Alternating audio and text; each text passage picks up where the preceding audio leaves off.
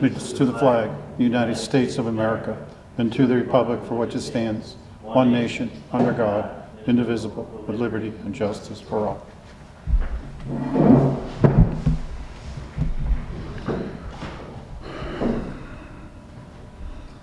Well, kick off our meeting. We have the pleasure of having two of our reps here, Mindy Goff and Dan Carey. Thank you so much for being here. I know we greatly appreciate it. We have tons and tons of good news for us. I hope so too. The card. You want to reschedule? No, we're just gonna really kind of open up the floor to you two, and who wants to go first, and talk about what's going on for our area, particularly the GRANBY and things like that. Absolutely.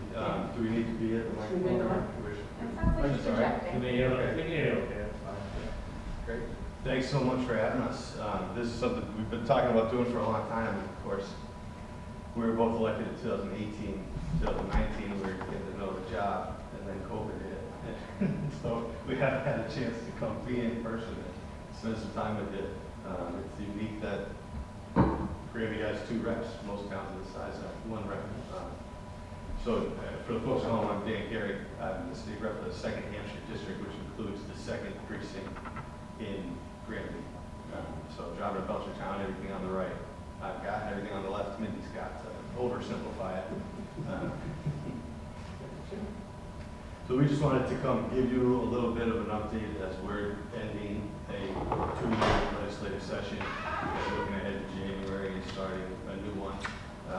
And hear from you guys as well. You know, I feel like I've got a great relationship. You know, people want to reach out, give me a call, give me an email anytime. Talking with Chris, Rich just emailed me last week about something.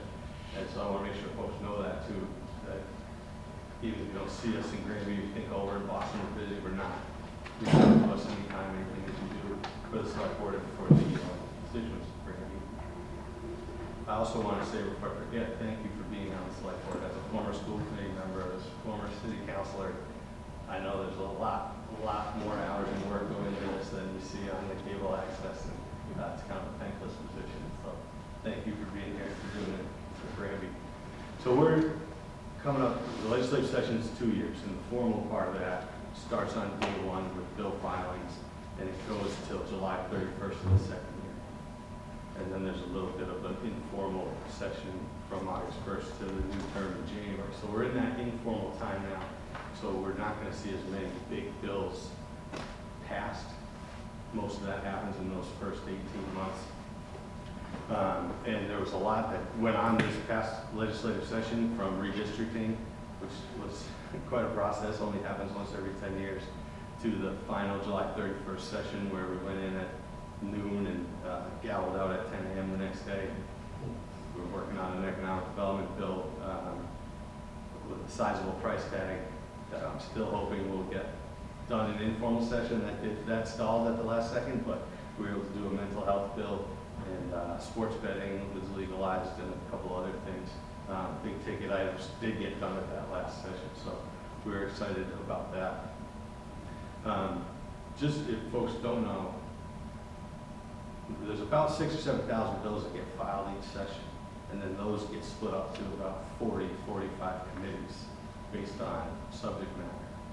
So I sit on 4 committees: the Environment, Natural Resources, and Agriculture Committee, the Mental Health, Substance Use Recovery Committee, Election Laws, and then I'm the vice chair of a new Advanced Internet Information Technology and Cybersecurity Committee. So that's just to give you an idea of some of the topics that we see. And part of the fun part about the job is every time a bill comes in front of me, the phone rings or an email comes in, it's about something completely different. Could be about anything. But those are 4 areas that I'm very focused on and work a lot with, especially on the environmental committee with Mindy, who is the acting chair of that committee, because she was the vice chair and the chair. Call it kind of an accidental chair. So just a couple of GRANBY specific things, and then I'll let Mindy introduce herself. You guys sent me a proposal for a new law, for a new bill to be filed, so that the town of Granby would have a mechanism in place to recall an elected official. And I filed that with Senator Eric Lesser. And the House has approved that. It went through a couple different committees, and it got sent over to the Senate, and it got initial approval there, and it went to the Committee on Third Reading, which is kind of the last committee that looks at every bill. And that's where it's been for a little while, so I've reached out to Eric to make sure that keeps getting moved, because that is something that shouldn't be controversial. I don't expect other reps and senators from across the state to vote against that, or even it's not something that needs a formal session vote. So, while I said the formal session of big bills stopped being passed July 31st, I do expect that bill to cross the finish line this session, and of course we'll update you as soon as that happens. And then, with the COVID pandemic, we've been dealing with so many different things, but the ARPA funding is a big one that comes up in conversation a lot. And, that money we have to thank our Washington counterparts for. And the way that worked is some of that money goes straight to municipalities, and some came to us to divvy up. And so you should be getting your fourth installment of that money any second. Maybe Chris got it this morning, I don't know. But they said by September 23rd, you should be getting that fourth check, which is some counties that still have county government, they got the check and they got to roll with it. Since we don't, that money gets split between the municipalities. So Granby got a direct payment, should have gotten a direct payment last summer, and then that county portion, and then earlier this summer, the second of two direct payment, and then that fourth, which is a second county disbursement, should be coming any day now, by September 23rd, is what I'm told. So that's great. That's over almost $1.9 million for the town to spend as they see fit without us getting involved. And then our approach with the state ARPA money was a little bit more of a 5,000-foot view umbrella. There's so many different ways we need to respond to the pandemic, then it's still. So one example of something, we put $100 million in for a grant program for schools to update air ventilation, HVAC systems, and those kinds of things. Well, that grant program just became live today, even though that bill was passed last summer. So that's something where there's $100 million, it's a competitive process, the whole state's eligible, but something, having worked with Superintendent Sullivan and gone through the schools, something we may want to pursue or throw our name in that hat. And then through my work, I represent Hadley, South Hadley, Granby, and East Hampton. And I work a lot in South Hadley with the Neighbors Helping Neighbors Food Pantry, which also helps with the Granby to Go pantry here in town, which we're both big supporters of. And so I was able to get $100,000 for Neighbors Helping Neighbors. And Mindy and I also got $40,000 for Granby to Go specifically. So that hopefully that $40,000 will stay in Granby, but also that Neighbors Helping Neighbors money will come over and help that program. And a lot of Granby residents go to South Hadley and use that food pantry there anyway. So those were just a couple things I was excited about that I wanted to make sure folks knew that every time we're at the State House, the two big things I always say in every meeting, well, what about Western Mass? And bring that money west, put that money on the pike. So those are two things that guide my work, because that's what I hear from the constituents. We're outnumbered out here. There's 19 reps in the western 4 counties. There's 19 reps in the city of Boston. So we're lucky we came in together, learned the ropes together, worked shoulder to shoulder for Granby and for on so many other issues. So that's, I feel like I've been talking forever, so I'm going to pass it over, but just a little bit of what's been going on in the last 18 months. No, I appreciate that, too, and I think, when we talk about taxpayers' money, I think it's so important that, we do find a way to bring it back home. Absolutely. That's the most important part. People do recognize that, like, so we, being Western Mass, as you pointed out, 19, reps in the city of Boston's 19. And, we're all fighting for the same money, feels like sometimes, so it's great to hear that, the people that we elect are in there trying to do what they can to bring some of that money back home to people that pay their fair share as well. Absolutely, 100%. And I did want to mention, sorry, Go for it. when I mentioned redistricting earlier, I meant to say, people should already know this because we just went through the primary election and saw their ballots. Every single person went out and voted, I know. But in case anybody missed it, our rep districts didn't change for Granby. So even in January, when the new districts go into place, Granby will still have 2 reps.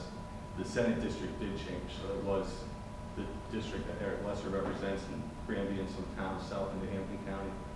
And so that Granby's still part of that district, even though that district lost a couple towns, picked up a couple towns.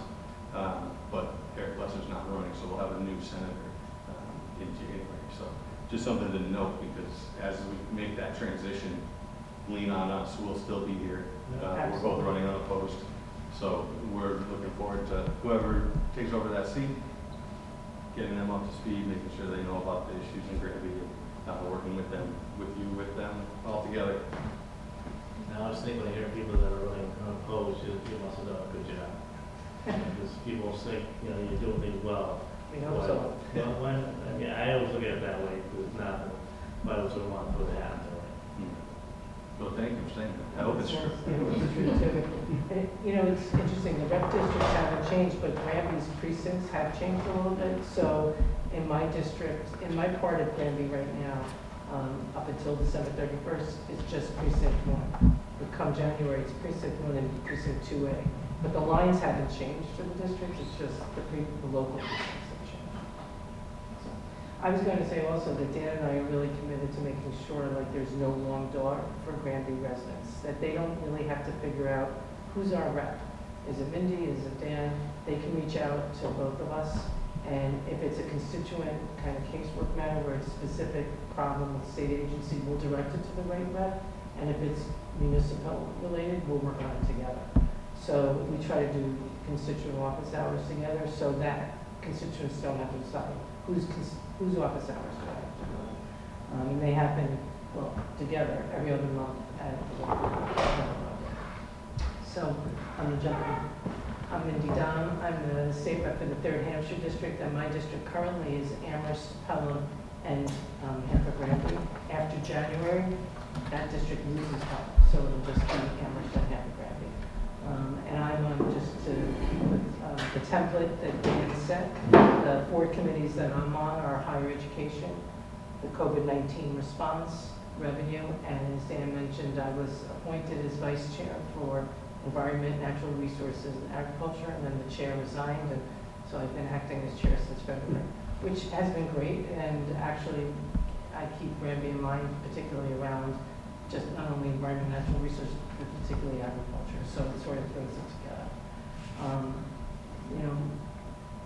Dan, you said it beautifully that we came in 2019, and then in 2020, COVID hit, and we were pushed to be remote, but we were still very active in passing legislation and writing legislation.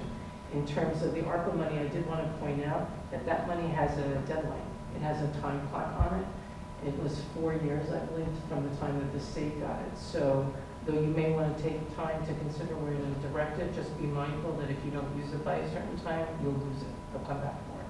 They will likely claw it back. It has to be committed to a project by the end of 2024, and it has to be spent by the end of 2026.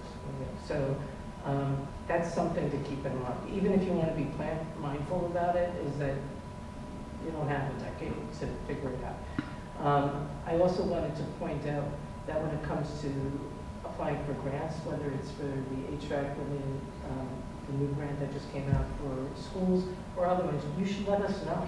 I mean, like you've got 2 reps, so you potentially have 2 letters of support.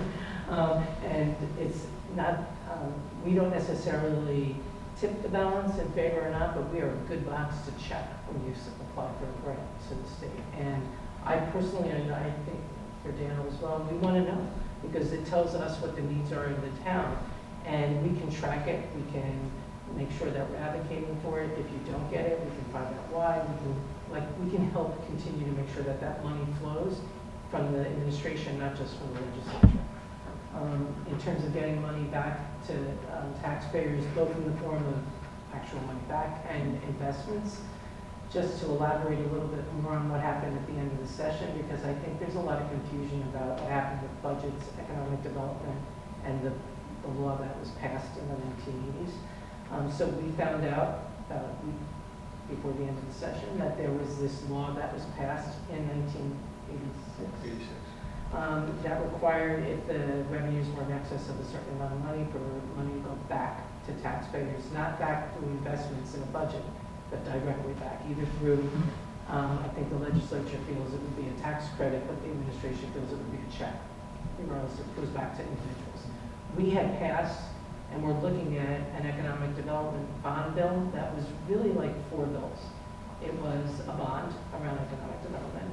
It had ARPA money in it. It had some supplemental budget money, and it also had targeted tax relief. So by targeted tax relief, I mean like for senior citizens of fixed income, those kinds of targeted investments. But and we were sort of, as a body, relying on the fact that we had all this excess revenue to be able to apply to this bill. So when this other 1986 bill came up, the legislature sort of tapped the brakes. And they said, we can't pass any budgets until we figure out how much we actually owe the taxpayers. So that's happened. This past week, the auditor reported out that in fact, close to $3 billion has to be returned to taxpayers. And that's going to change the way we deal with that package. So now we're in informal session, meaning that we can pass anything that's not controversial. It doesn't require a roll call, which will probably mean a supplemental budget, because that has to be done within a certain period of time, which may include some things that were in the previous ARPA budget, but will not include the bond, since the bond requires a vote. And it probably won't include tax relief now, because there'll be this other mechanism for tax relief. That's my sense. We'll see. But that's just a little explanation about, people keep saying, why didn't you pass that bill? And it was actually, I think, responsible to wait to see what exactly we owed Massachusetts residents. So I think that's all I want to say. I guess one other thing is Dan and I also convened this group, just so that you know about this, around food security during COVID, where we met with schools, GRANBY Go, Western Mass Elder Services, the Food Bank of Western Massachusetts, and we had meetings every 3 to 4 weeks, just to keep our understanding sort of high about what the food security needs were that were being created by the pandemic, and how we could do a better job of advocating to make sure they were met. And I think I can say that those meetings led to the earmarks that Dan talked about, both for GRANBY to Go and Neighbors Helping Neighbors, to make sure that they could keep up with the increasing demand. I'll stop there. Thank you. That's all good stuff, and actually, I'll love to from the other board members if they have any questions or comments. No, I'm sure everybody here and up there, TV land, appreciates you guys coming here, filling in those blanks. I didn't know some of that about the tax bill. It's good to know. Yeah, that's kind of a complicated situation, like Nikki said, we knew the law existed, that wasn't a surprise that there was this 1986 law, but it was voted in 86, tripped in 87, and it's never been tripped since. Yeah. And so what we didn't know is our numbers just happened to be that close that it might trip, it might not. It ends up it did. Okay, well, how much, by how much is it tripping? That needs to be returned, and you don't want to pass a bill with a question mark behind a dollar sign. You want to know exactly what you're dealing with. Yeah. So that's kind of, we'll put a pause on it. Hopefully we'll revisit the bond part, because that bond was a really good bond, quite frankly.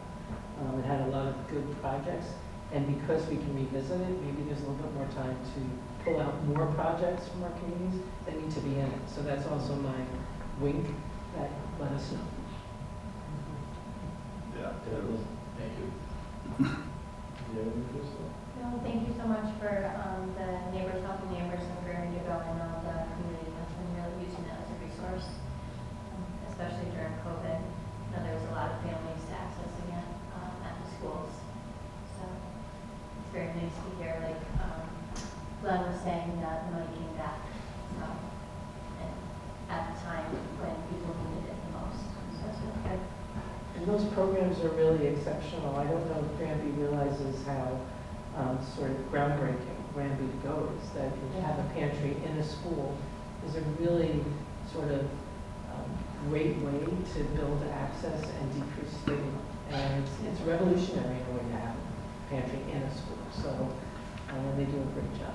They've made it really, I think, accessible for the kids too, where they don't feel bad taking the food. You know, they pick it up right before they get on the bus. They don't have to, they used to drop it off in the classroom. The kids got really embarrassed by it, you know. So now the kids leave a couple minutes early, they grab it and they get on the bus. So Great. it's perfect. And then when I've been there, I've also seen older students coming in and helping with sorting the food and putting, so it becomes like a community activity that's not only about getting, but it's also about giving. It's really beautiful. Yes. Mr. Chair, can I just make a couple comments? Sure. Regarding the ARPA money? We're taking the standard deduction with the federal government, okay? So what we are going to be doing under that is applying the ARPA money towards our police and fire budgets to fund that, to free up our tax levy that was associated with it, so that we can then have that convert to free cash in the next year, okay? Regarding the recall provision that we had submitted, we had received a letter from, I can't remember if it was Senate Council or House Council, regarding they received comments from the Elections Division that we didn't quite follow the election laws for the recall vote, and we also didn't mention a time frame for when the petition's signatures had to be certified by. So once we can get a town meeting together, bring that revision to town meeting, then we will be sending that back to Was it council. from Senate, was it from the Senate Council? It could be Senate. I couldn't remember if it was House or Senate Council. Right. You might want to reach out to Senator Lester's office while you navigate that. Okay. So that they can just accompany you on that journey. Okay. Like I said, I couldn't remember if it was House or Senate, but Elections Division commented on the proposed language, I so. think because it passed the House, it's probably a Senate. Yeah, we passed it a while ago. Yeah. Okay. Unless you got that letter 2 years ago, but, No. It was probably in the springtime. oh yeah. Yeah, Late reach out to spring, Senator early Lester's summer. office, because we'd like to think that the two bodies work together, but they're really extremely separate, and the Okay. clerks are pretty separate as well as the councils. And so I think he should be aware of it so that he can sort of escort it, Okay. sort of chaperone it. All right. Thank you. But keep us in the loop on that, because especially if we need to refile after a new vote, Right. that we won't want to do that till after January. Okay. But yeah, let me know, and with the Senate transition, if you need help finding any answers, let me know, Okay. Thank you. We'll probably have to refile. most likely. You all set? You all set? Okay. Thank you so much. Thank you. No, I definitely want to thank both of you for coming out, and both of you hit on a point that I think is very important when we speak about the town of Granby and its size. We're not a large town, we're a small town, but to have two different reps representing us, I think says a lot. And I said, when you have that ability to, as you said, there's just two of you, but it's not just two of you, because the two of you have voices that'll reach out to other people, other reps and things like that. So I'm sure you have your share of colleagues, you have your share of That's colleagues, true. that goes a long way. So just saying it's the two of you, well, it may be, but it's really not. I think that's a great way of looking at it. Yeah. Plus, I have to say, we work together completely on Granby. So it's not, there's one voice, but you're right, Yeah. it's in different networks. Yeah, without throwing any of my colleagues under the bus, not everybody works well together. Oh, no. But we do, so That's that is a good. benefit for the That's a town. positive. And that's a benefit to a town, especially a small town like us. And, as I think Mindy, you said, you have two separate areas, but obviously you represent reality as a whole town. And I think that's an important message for the people here as well. Right, because also what benefits one, individually it's different, right? If somebody lives on State Street or somebody lives on another street, it's gonna be very different. But in terms of what benefits the town, it's the same thing. Right. Whether they live on this side of 202 or this side of 202. The left, what did you say, the left side or the right side? We're not looking at a map, we can hang up. Nope, call Mindy. It doesn't matter. Wish I could help you. Thank you so much. Thank Thanks you. for letting us interrupt your agenda today and putting ourselves on it. You're welcome here anytime you wish to come. Okay, thank you, and vice versa. Call us. Absolutely. Thank you. Take care. Thank you. Hope it's not a late evening for you. Thank you. Thank you. Chris, good to see you. Take care.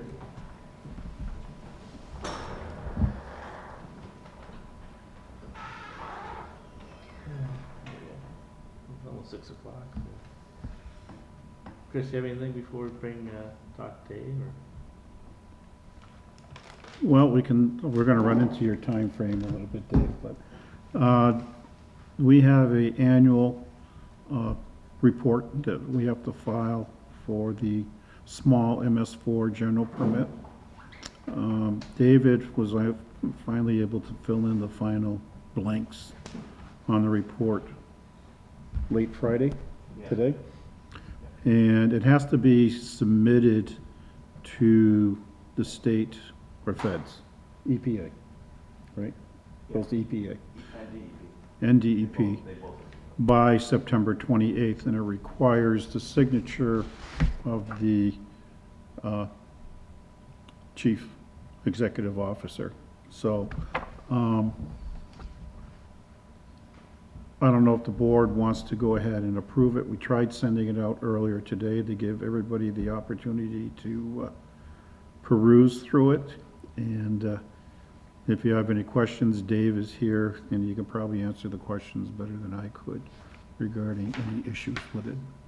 Did you have a chance to read it, Glenn, or? I got a chance to be part of it, not all of it though. Okay, And it's got to be filed by when? 28th. When we have a little bit of time. At least everybody kind of, I know myself, give us a little more chance to read it. I don't know if Rick or both of you had a chance to read it or not. Yeah, I had a couple minutes before the meeting because my computer would not download the PDF. So, Maybe that's something that will give us a chance to kind of take a look at it, and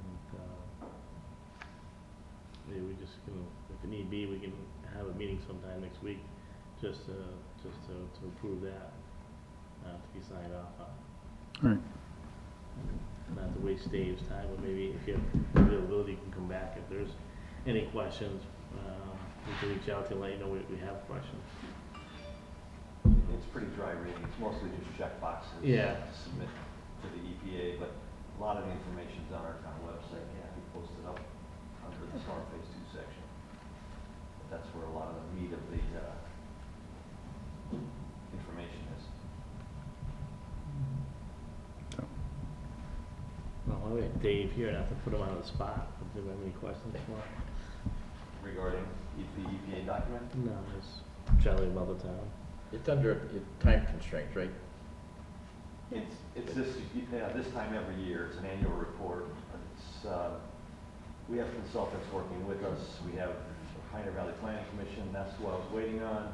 Yep. And part of the problem was they were having a tough time getting the statistics. We do a lot of advertising through Pioneer Valley Planning, Facebook, and a lot of different advertising campaigns, bus ads and things like that. But we're supposed to have a metric in there to show how effective our advertising was to the EPA, and that's what the numbers they were having difficulty pulling together at the last minute, and that's what I filled in under the advertising sections there, the Facebook posts and all of that kind of stuff. That we had the preliminary draft for several weeks, but it didn't have all of the final little tweaks in it. I read the email that you sent Kathy and vice versa, but it did, the PDF didn't come in on my phone. Or my laptop. no, I had the same problem. It said, please wait, and then, Yeah, that's exactly. you had what to it said. download the latest version. Chris went over how to do that with me. So I now know how to do it, but I didn't get a chance to read it. would you like us to make copies of this before you leave tonight, so you can all That'd just be great. have the Yeah. document itself? Yeah, that'd be Okay. helpful, Chris. All right. I'd like one that way, All right, so after the meeting, we'll go upstairs and make 3 copies of the document for you, Thank you. okay? Dave, just a question, how's the paving going? How's everything going? With the paving, I know. we're Paving, making we're some- pretty much wrapped up for Wrapped the up. season, I think. We've been busy. We've We've done a lot of paving so far this year. It's been a real challenge getting contractors scheduled Yeah. again. Line painting, I was waiting for several months to get the line painting done. It's just been a challenge. What normally you would do with one phone call takes 20. No, and the reason I bring it up, because I know it's challenging, I just kind of want people to kind of hear that. So it's been a lot of effort to get the projects done. They got done over the past, 4, 5, 6 months, during the paving season, so. We've been out straight. Yeah, so. Yeah, from what I've been reading, yes. All right, well, thank you for coming. You had any questions on You had questions on the bridge report, Bridges? remember? Yes. Oh, yes. So. That was one of the reasons he was That's right. here. That was the main So thank you for reason. reminding us. The report you've got in front of you too, we've already addressed that, you fixed it. There was some scour underneath one of the wing walls. Yeah. Yes. And the reason there's scour on that one especially is the bridge, you're going over the road here, but the stream comes at an angle and takes a bend underneath that wing wall. So it tends to scour underneath the footing. It's a weird bridge up there. It was it's not really a bridge per federal DLT standards. They call it a BRI, which is 10 to 20 foot in length span. The federal definition is over 20 feet. So they don't inspect that one as often as they do the bridges themselves. We have 7 bridges in town, 3 BRIs. That one, like I said, it's got a weird bend in where the stream comes in, and Yeah. also the bridge itself was added onto. It was not constructed in one piece. It was like a little small thing, and then they added a piece on from another lane. It was probably a 1-lane bridge originally. So it also has tweaked the structure itself, not only the stream bed coming in. It's not Yeah. ideal, put it that way. Right, so it's, yeah. So we rip-wrapped that whole side, and hopefully should be good for quite a while. So that's been taken care of. Normally whenever, I don't know if you saw it on that one, they had, on the deficiency, it had a severity, severe as soon as possible. Yeah. If it's something like that, we jump on it right away. Normally, most of the bridges are, they'll have like a moderate or a minor deficiency, and they'll say just prioritize it. And we do. I mean, I've worked on Ludlow Road. We had bolts that were missing. There was rip wrapping to be done in Ludlow. We've done concrete work on North Street. 2 of the bridges are fairly new. Aldrich Street is new, relatively new. They're good for 50 years or so. We did that with a grant from 2005. Right after the big dig, they were trying to use up some of the old bridges from the Central Artery Project. And we applied for one and got it. They put it in for us at Aldrich Street for nothing. So that was paid for by Mass DOT. Also, the Porter Street is fairly new. They did that a few years earlier than that one, probably in the 90s. The others, they're getting up there, but Yeah. bridges are not the biggest problem we face. We have 142 culverts in town, and those are the biggest ticking time bombs there are. We just fixed one on Kendall Street. Within the last month, we've done 2. A culvert on Kendall Street, I did a storm drain line that collapsed in the sinkhole on Pleasant Street just before we paved it. And in addition to the 142 culverts, there's about 30,000 feet of storm piping in the ground.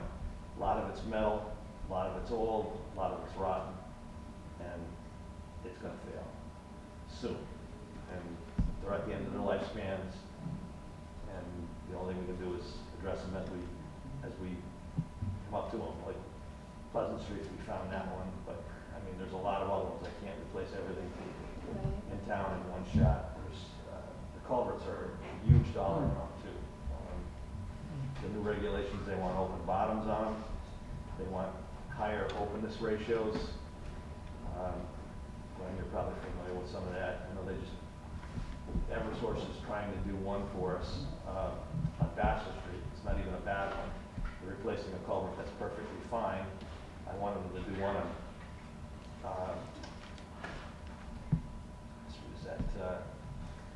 Easton Street.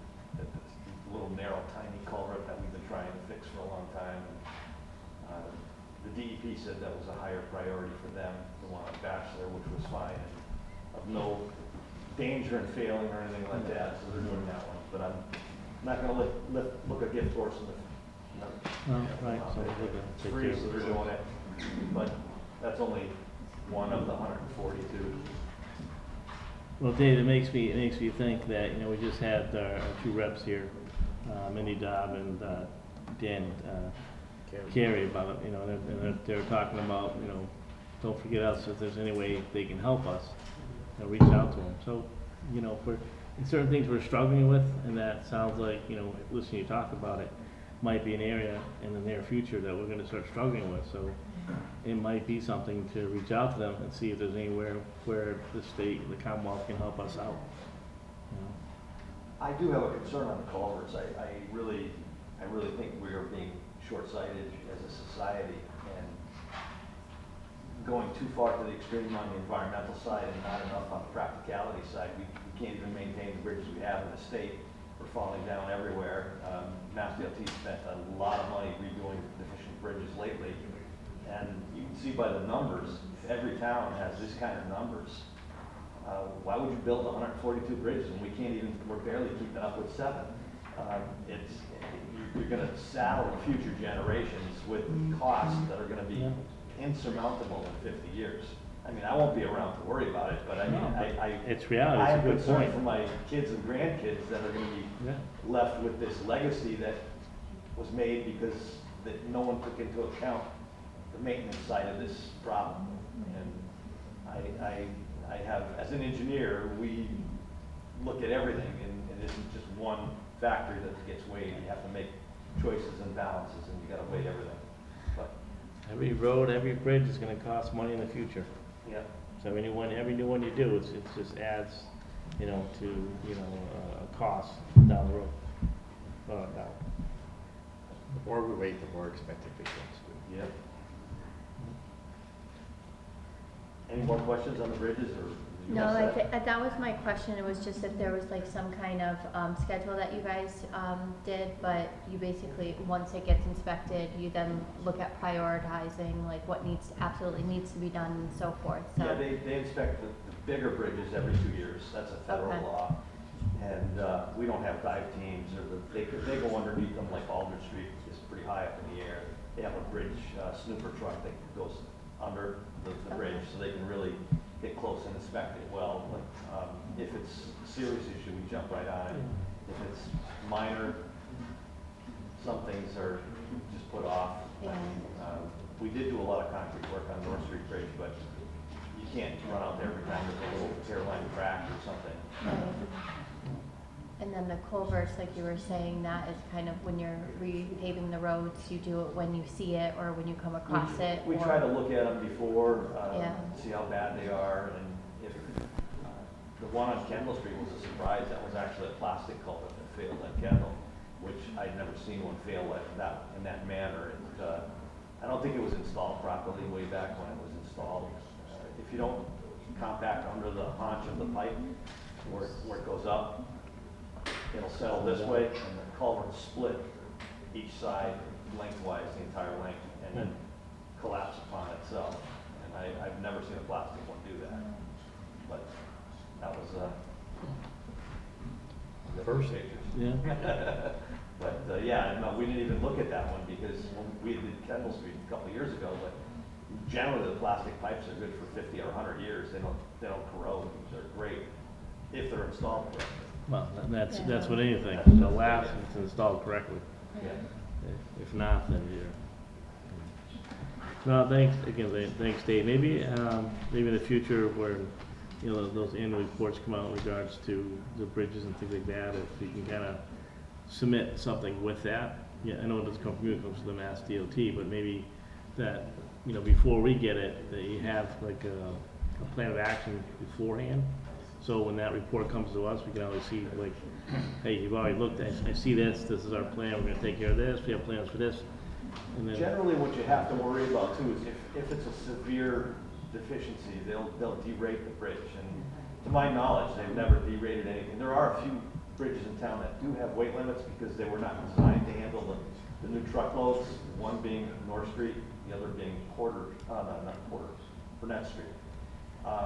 But if they find something critical, they will actually derate the bridge down lower. That's when we really got to get going and get the representatives involved and see if we can find a funding source to either replace the bridge or whatever. But we've been trying to maintain what we have so we don't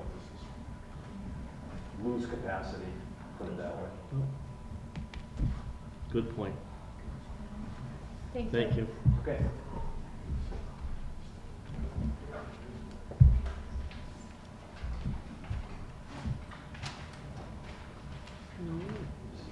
Yeah, right on schedule. We're gonna affirm the appointments for the West Street School Building Review Committee.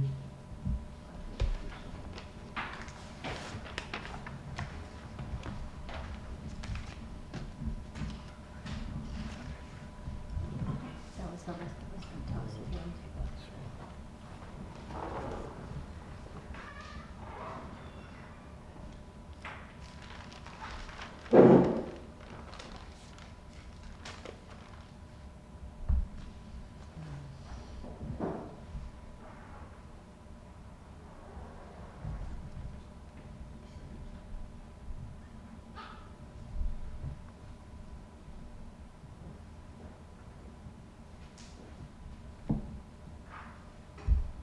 Do you have any questions? I or have questions? no. You want to see? Oh, go ahead. I said, Oh. yeah.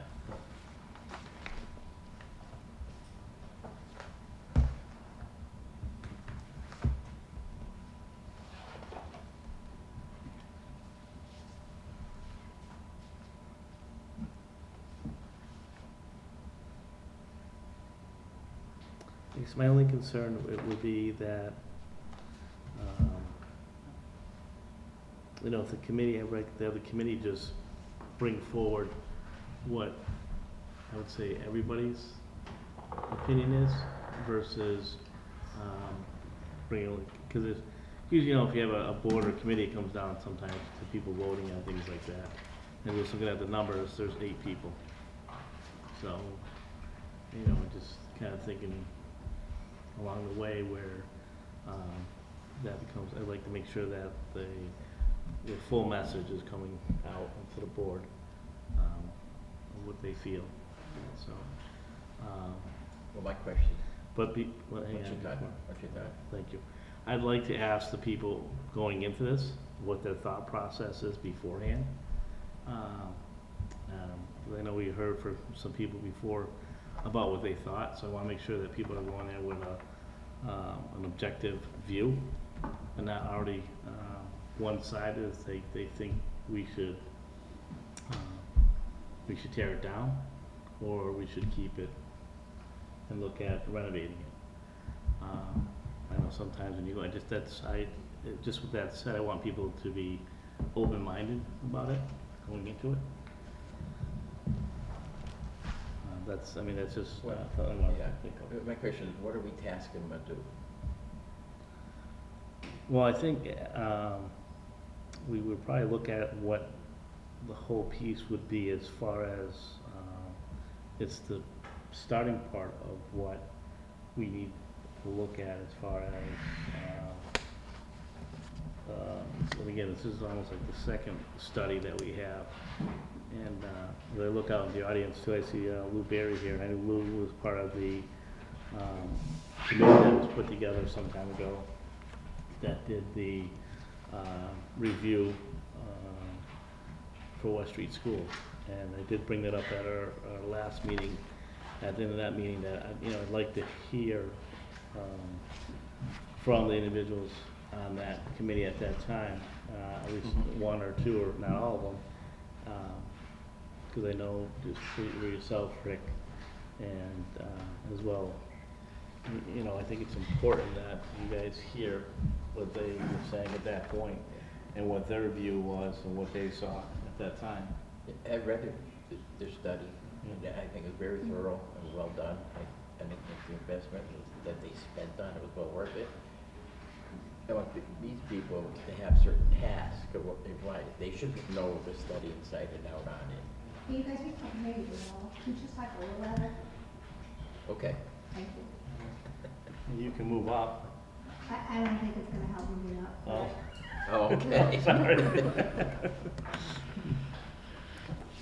I wasn't being rude, I'm just saying, I don't know if we No, that's better. hear them, Yeah, okay. I want you guys to know what you're doing. And you go in there, what we expect of you to be doing is how we should do it. Right, well, I think first of all, it's to really to come up with a committee and affirm a committee of their appointments, and then kind of go from there. Yeah. That would be, you know, part as to, I mean, it's along, we talked about at one of our meetings, the steps that we need to take in regards to it. But again, I mean, as things changed since the last review committee, my question is, what has changed in that building?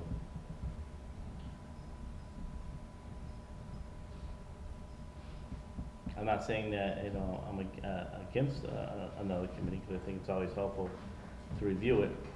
But again, I'm just wondering, is there something different now than that was then? If you just got done saying that it was a well-prepared, And you heard Study from on a it. general contractor was in here. I don't think you need to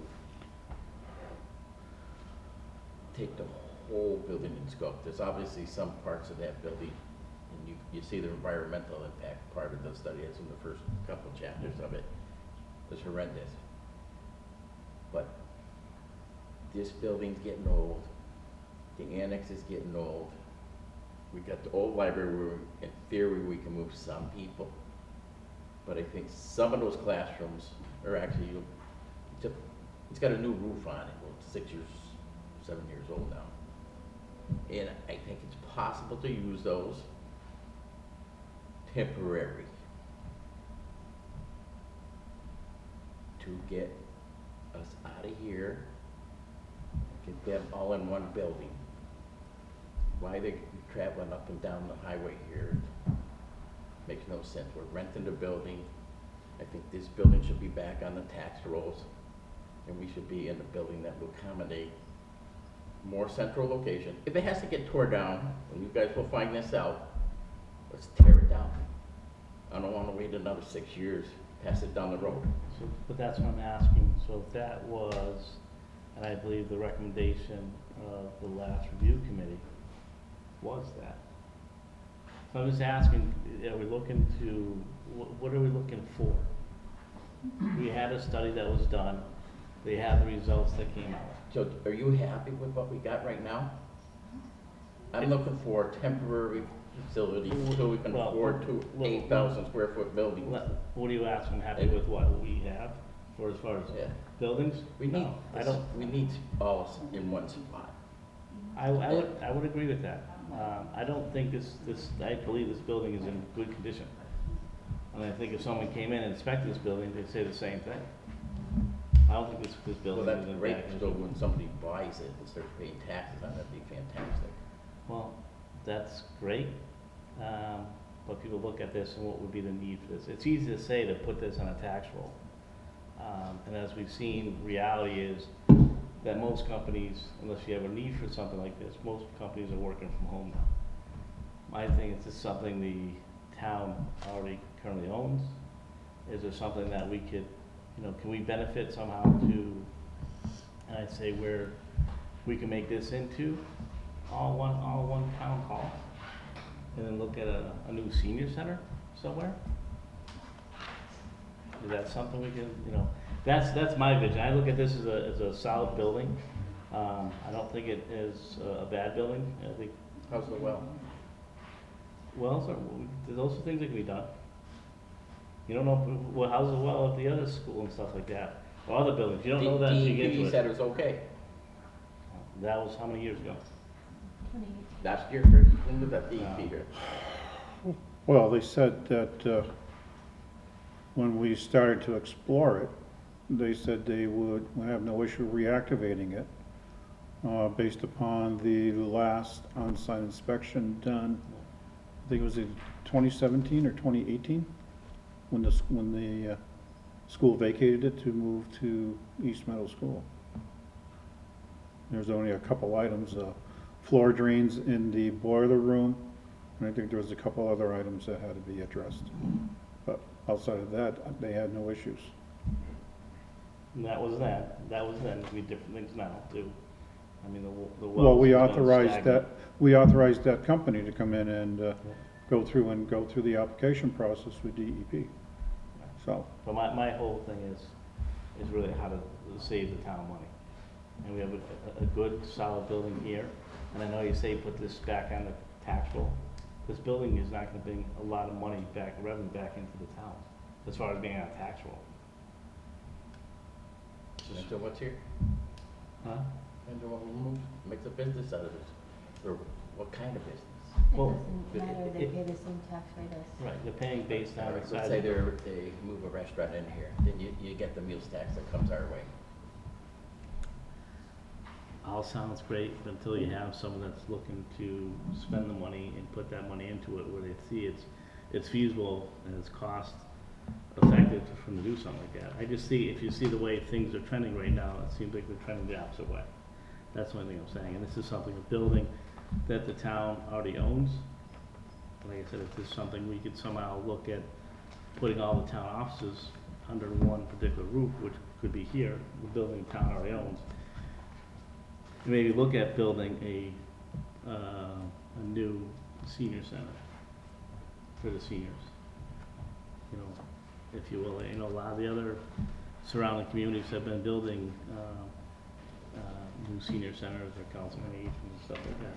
That's all I'm saying. I know, looking at it and renovating a building or building a new building to house a senior center and a town hall is going to be very costly and expensive to the town.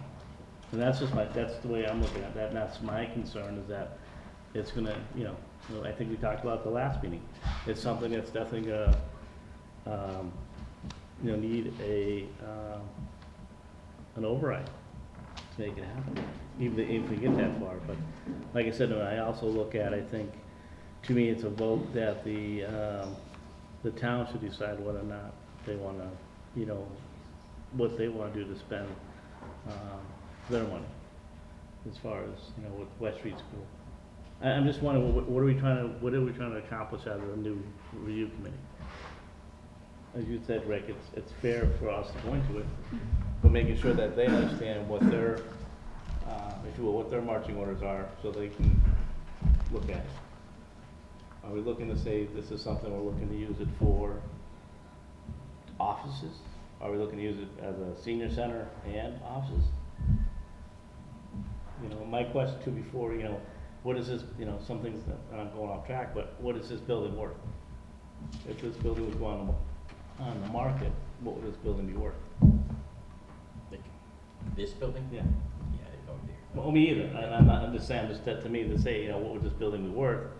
And I would have to guess, if I could come close to what it's gonna cost to either renovate or build something new. Well, there's task one for, they'll have to figure out how much of the contractor in there, they already talking of one, so maybe they can go through and figure it out.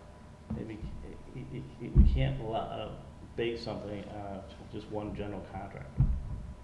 And You that's not can gonna. start with one, and then you can get another one, you can get your 3 bids and say, Yeah. We do it for a town, it doesn't work that way. It's all gotta go out to bid. The specs gotta be designed, what the specs are for the bid, and then it goes out for a bid. So how would you feel if we start phases? You against a phase project, if we go in and take over part of the building? I'm not for or against it, that's what I'm trying to say. My thing, what I'm looking at is what's the best option for the town, or what's gonna cost the town the least amount of money to get the best option for our seniors and our residents as far as the town hall. You know, if you. Yes, you I know, think every one of us did. Right, I mean, so that's what I'm saying, I'm not for or against it. You know, if we could say we can go in there, turn West Street School into a, you know, a wonderful new senior center and town offices, but it's gonna cost, you know, and there's obviously throwing numbers out there, but it's gonna cost us $50 million. Then, you know, then why would you wanna do something like that? You know, that's all I'm saying, I think it needs some, whatever we're doing, or looking to do, I think it's gotta be cost efficient to the town, and that's my concern. The for or against it, I'm just looking at is that we get what the town needs at the most reasonable price to do it. And as I look out there now, I see 3 of the committee members from the previous review committee. And I would like to, and at least have them, or at least one of them talk about what they had. And I say that because I know the 2 of you weren't on the board way back then, and that's how I bring that forward. And again, I'm okay with the new review committee. I just want to make sure that they have what we need, the marching orders and stuff like that. Tonight, it's just really to appoint that committee, and doing so, and then moving forward from there. Because I'm okay with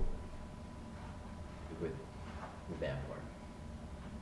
What I'm not okay is I don't want that building either standing or rehab. It's gotta be one or the other, and if it's demolished, it needs to happen sooner rather than later. It's been so many years now, and nothing's been done. We're heating it, keeping it clean. Well, I think it's costly. It may cost it either way. Right. You know, you're gonna tear it down, with all the asbestos in there, you gotta deal with that. Well, it's. And I'm guessing right. that's at And that's least what, $2 million just to tear that out. it's easy to say to do. Yeah. It's a costly, and I know we're keeping the building there, we're paying to heat it, and some additional upkeep to it.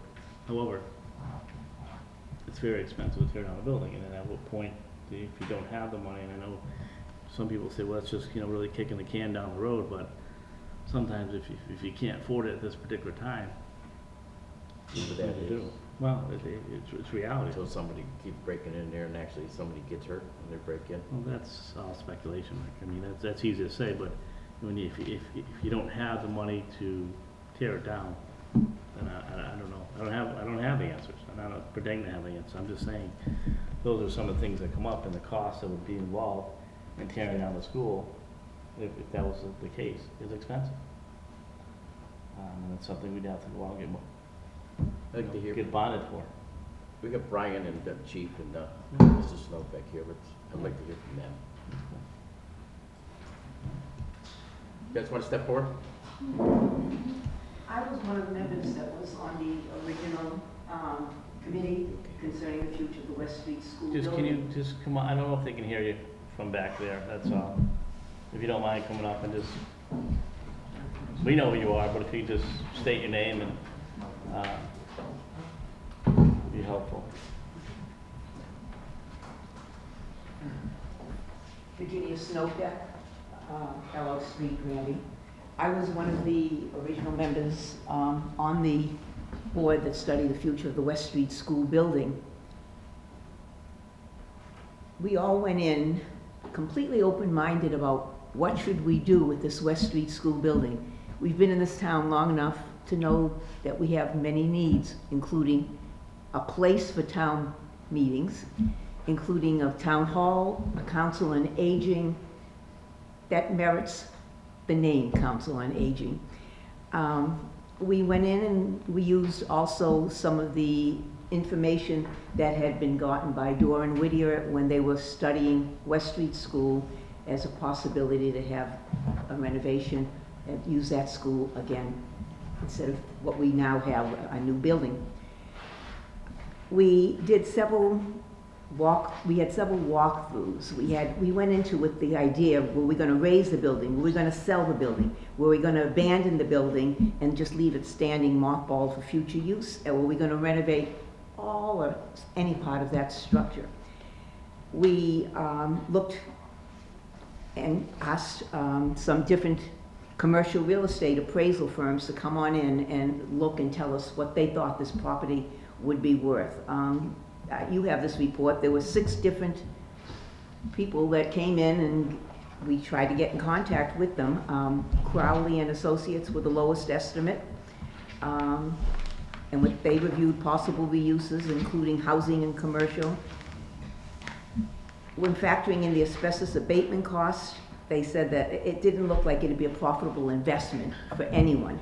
So then, with the help of Mr. Martin, we prepared an RFP, and it was supposed to be sent out. It was sent out to 4 different firms. At the end of the tour, all 4 of these agreed that it was apparent that the building renovation costs would make reuse of the building impractical on its face. There was one firm only, Roy Brown Architects of Wilbraham, who did bid on the project. His bid came in higher than what we had financed for, what we had in our budget, but the finance committee kindly gave us a transfer of funds, and so we voted to employ Mr. Brown. Again, he came in, he reviewed all the options that we were interested in, and after looking at everything, and again, I mean, we had no preconceived idea of what was going to be the best thing. We listened to this firm, and at the end of it, they said the advantages that they thought was raise and remove the West Street building as soon as possible, maybe save and possibly reuse the well, septic, and some of the parking, move forward in a 2-phase project, get rid of the lease that we had at Town Hall, annex and move those offices temporarily into the former library, and construct a new town hall on site. And phase 2 was construct a new senior center. And we unanimously as a board listened to all of this and decided that was the way to go. We then we put together a report, presented it to the then present select board members. What happened to it after that, I really do not know, but this was our finding, and this was our committee's report. Thank you. Thank you. Appreciate that. Lou, do you have anyone you want to state, or? The only thing I'd add is that we spent, I think, almost $35,000 of the town's money between the appraisal cost and the cost for the architect. They gave us their report. It was based on their knowledge.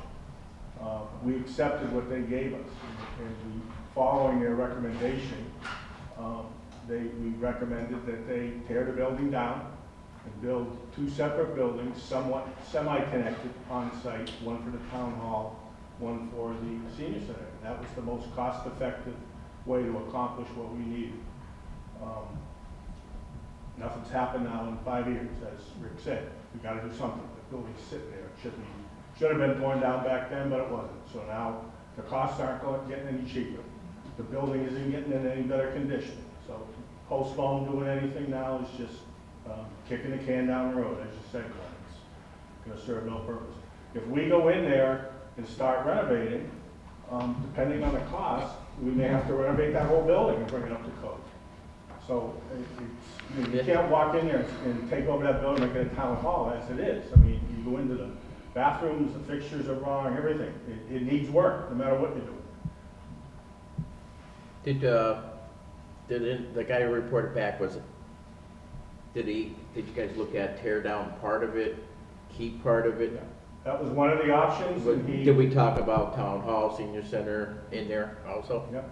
Have you read the report? So that's the same thing, yeah, I did. The big It's all in there. 3-ring binder, yeah. Well, our summary, it's all the options are in there and summarized in a brief fashion. Yeah. Yeah. Right? I have no book on it, with the environmental things was the scary part. Brian, did you have anything? Well, you know, I looked at my notes today from 4 years ago, and first thing I noticed in my notes was that I had a drawing, just a stupid drawing of the building, 51, 52 edition, 56 edition, and the original addition, which the building is 3 buildings. It's not 1 building. Mhm. It is 3 buildings.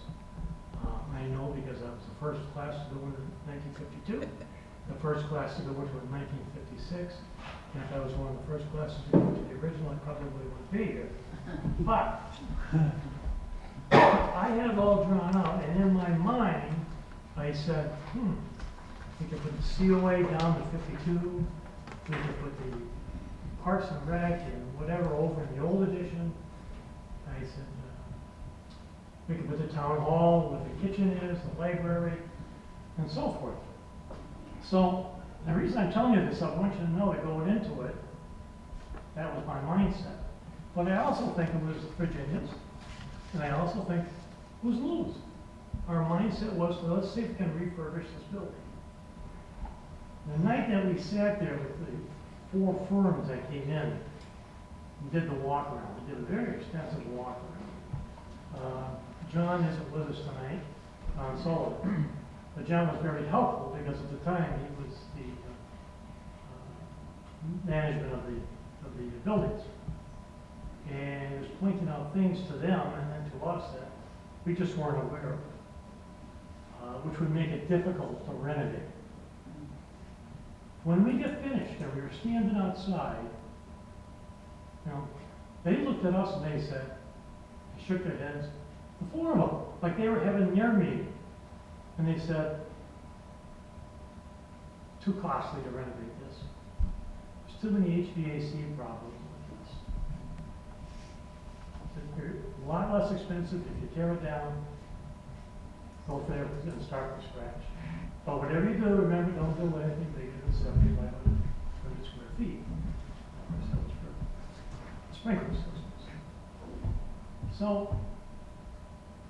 when they got finished, 3 to 4 didn't want to touch it. It's ludicrous, ridiculous. So at that point, the 3 of us had entirely different ideas on what to do with the building. We walked away from the building with a whole new perspective. But you need to know it was our intent when we went in there to do something about refurbishing that building and reusing it. And in the end, 4 of us, 5 of us at that point, voted to follow the report, Mr. Brown, and go from there. I mean, think of it carefully. 1952, buildings are generally built for 50 years. That's 70 years old. I mean, 1956. So, we thought it was a good report. The town spent money on it. We prayed and hoped that it was going to end up on a shelf like everything else. Because most reports that come to this town, and I'm not saying they come to this board, I don't care if it's planning board, sorry Jim, or whatever it may be, the town spends good money on, and it gets shelved for the future. So, if you form another committee, which you may have missed it, but if you do, you're going to start from scratch and probably come back with the same thing.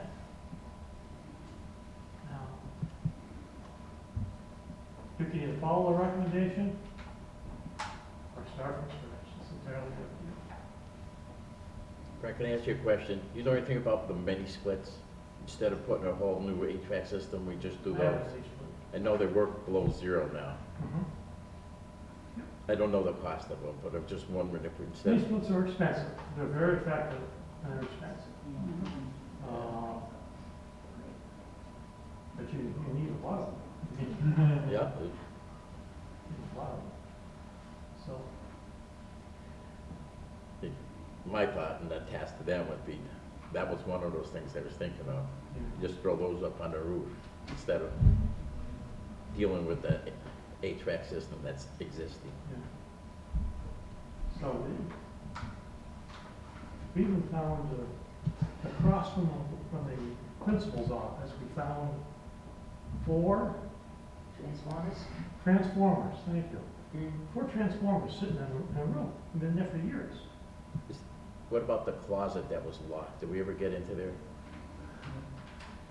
I believe it was one big transformer in that. Is closet. that, One that's a big one. transformer? Downstairs in the basement Yeah. next Yeah. to the In the boilers. box, in the box. Yeah, I opened that door and I shut it right away. Yeah, and then walked away. great, that's what, So, I think that's all we wanted to get across to you tonight was, hey, we did this, we did due diligence. And between the three of us, well, you're young, but between the three of us, we've got a lot of years of being on committees and doing things and hashing things out. Do our job. It's up to you. And we're not gonna walk out of here with any animosity. If you wanna start from scratch, go ahead. Yours. no, that's kind of why we wanted you guys here to hear from the horse's mouth say, exists the thing. I wasn't on the board, And that was the idea behind coming tonight, was to let you know yeah. what we did and why we did it. And what our thought was. We didn't walk in here with blinders on. Mr. Trump, you had his hand up. I personally think that Hang on a second, Steve, please. We weren't really going into questions and answers. This is pretty much about the building review committee that we want to talk about. He, Like, Steve was on it. No, but I was referring to Mr. Tromping back. I think he was gonna talk about your AC splits. No, That was one piece of it. They're good options for residential and for non-public facilities, but they don't meet the codes today for, especially with the pandemic, for air exchange in the rooms and that sort of thing. that was a question I received. So just to elaborate a little bit on what the committee said,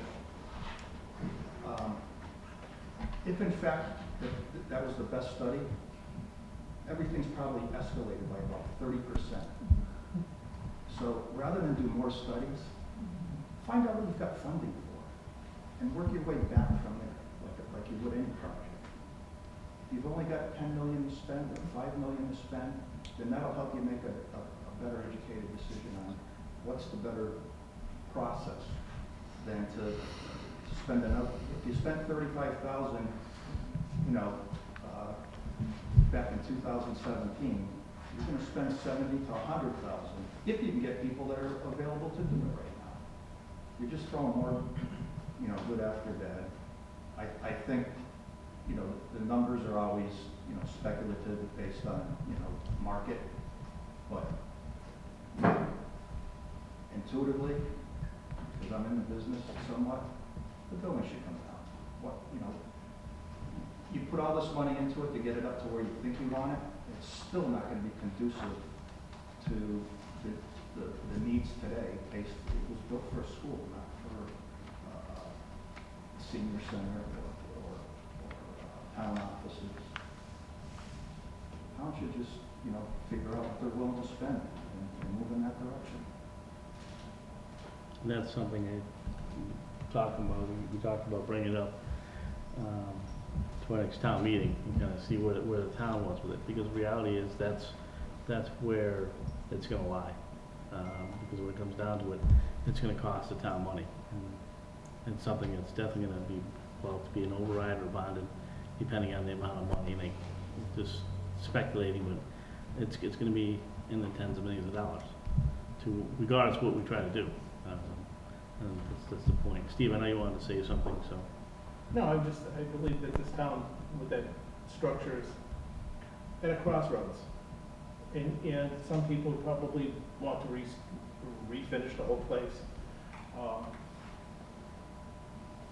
I tend to, over the years, when I'm looking at what I saw, Mr. Hochschild, and Lou, we all saw stuff that, at this particular time, it would have to be up to the people, what they'd like to have happen with that building. I think it should go to a vote. All aspects should be brought forward. Somebody said they want to renovate it. Right now, I have to agree. The cost of renovating a building is so astronomical at this point. Is it feasible? I know we have $1 million roof, I'm not quite sure if it's paid for or not on that structure, but that's another issue that needs to be, you know, looked at. You've got $1 million roof, town hasn't even paid for that. It's gonna at least, over the course of years, and nothing's going cheaper right now. I'd venture to say it costs probably about, I'm not quite sure, I'm speculating, but at least $30 million to start and deal with that building. And is it really worth it at this particular time? Because there's other things that are affiliated with that building, not just renovating it. There's other aspects to that building that need to be addressed. And is it worth it? Well, I'm not quite sure if the people in town want to take it down or they would like to turn around and renovate it. There's, for I'm concerned, positive and negatives to both. But indeed, I have to agree with Mr. Tromke that indeed, starting with new structures at this particular time would be probably more beneficial for the town. And that's how I look at the situation at this particular time. It is difficult, you know, it's not an easy thing, but I believe that the town should have that vote. And after that, the cost of it is going to be astronomical. And does the town want to pick up? Because I don't know, I already tried myself to work with State Senator Lesser, and he did put a bill in, and the governor never signed that bill. So that was shot down. So at this particular time, the cost of renovating, or even putting up 2 new structures, it's going to be extremely costly. We probably have to go out to bond again if we, I don't know the circumstances of the town, but I'm sure we'd have to bond that type of money. And I don't know if we have the ability or to do that at this particular time. So. No, and I'm just gonna speak briefly though. And just hearing people talk, just amongst the people that were here, like our last meeting or meeting before, and just some of the people that are talking today, you kind of see that everybody lives in the town, everybody has a different thought or different view or different opinion. So that's why I always thought, and I said from early on that I thought it was important that this is something that the town decides as a town. It doesn't matter which way you go, it's gonna be it's a costly expense either way for the town. And, you know, I think it's the point to where we wanna be when it's all said and done. What is the end goal for the town? And how do we get there in the least amount of money costing the town? So that's, you know, I think at this point where I would be is to kind of we have our scheduled town meeting in hopefully sometime in late fall. Actually, it's probably more like early fall. But kind of look at that, and it hasn't been scheduled yet, in case anybody's wondering, so people are thinking when it is. But to kind of look at it at that point and let the town decide. And we have a study from this particular time. Would the town like to move forward with a new study? Because a new study would cost additional money to the town. It could be upwards, you know, close to $100,000. I'm just throwing figures out there. But I think it's in the ballpark because you have to have, you know, people come in and look at it. So I think at that point, the town should hear whether or not they're willing to say, yes, I'm willing to spend X amount of dollars to move forward to say, I'd like a new study. Or, no, we don't. We're okay with the study that's there. And, you know, maybe at this point, the town should decide whether or not should the building be taken down or should we renovate? And kind of go from there. Like you said, this has been going on for many, well, at least, what, 4 years now, 4.5 years. You know, we take COVID out of it a little bit because COVID threw us for a good loop for 2 years when we were trying to take care of business. We were more focused on some of the COVID things and a lot of the things that were happening at that particular time. But, you know, hopefully we're at the end of COVID where we stand now, and it's time to really, I think it's important to take a look at it now. And as we said, It's just gonna get more expensive as time goes on. It's not getting less expensive, and we know that.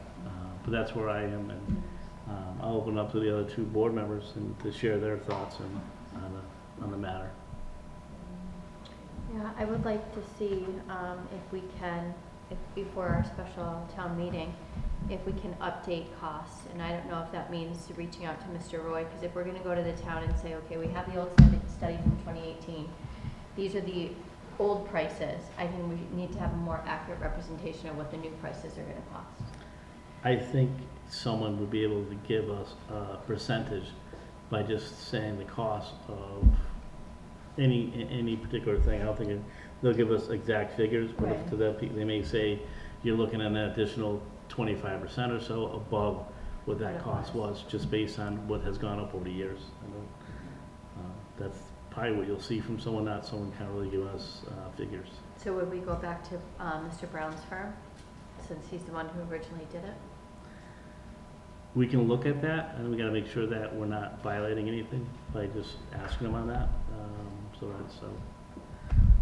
Let Chris take a look at that, make sure that we're not violating any laws by doing that. We're just reaching out to this person, that's the one that actually gave us a cost. I believe you said the other three didn't wanna do anything with it. This is the one Yeah.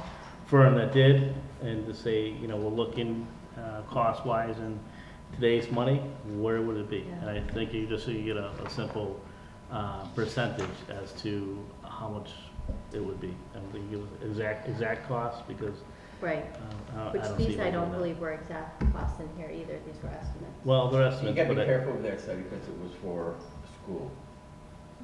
No, this was for No. town hall. That was for a COA. town hall section of it? Okay. Yeah, yeah, town hall COA. yeah. So I think it's reasonable to say that. And I think I would guess if they could, they'd give us just a simple percentage just based on the cost of wages, the cost of material, and big thing of costing of dump fees and stuff like that, which is increased unbelievably in the past 5 years.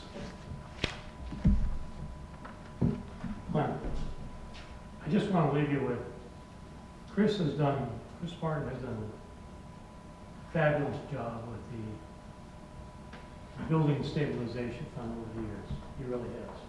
For the most part, most boards have supported it.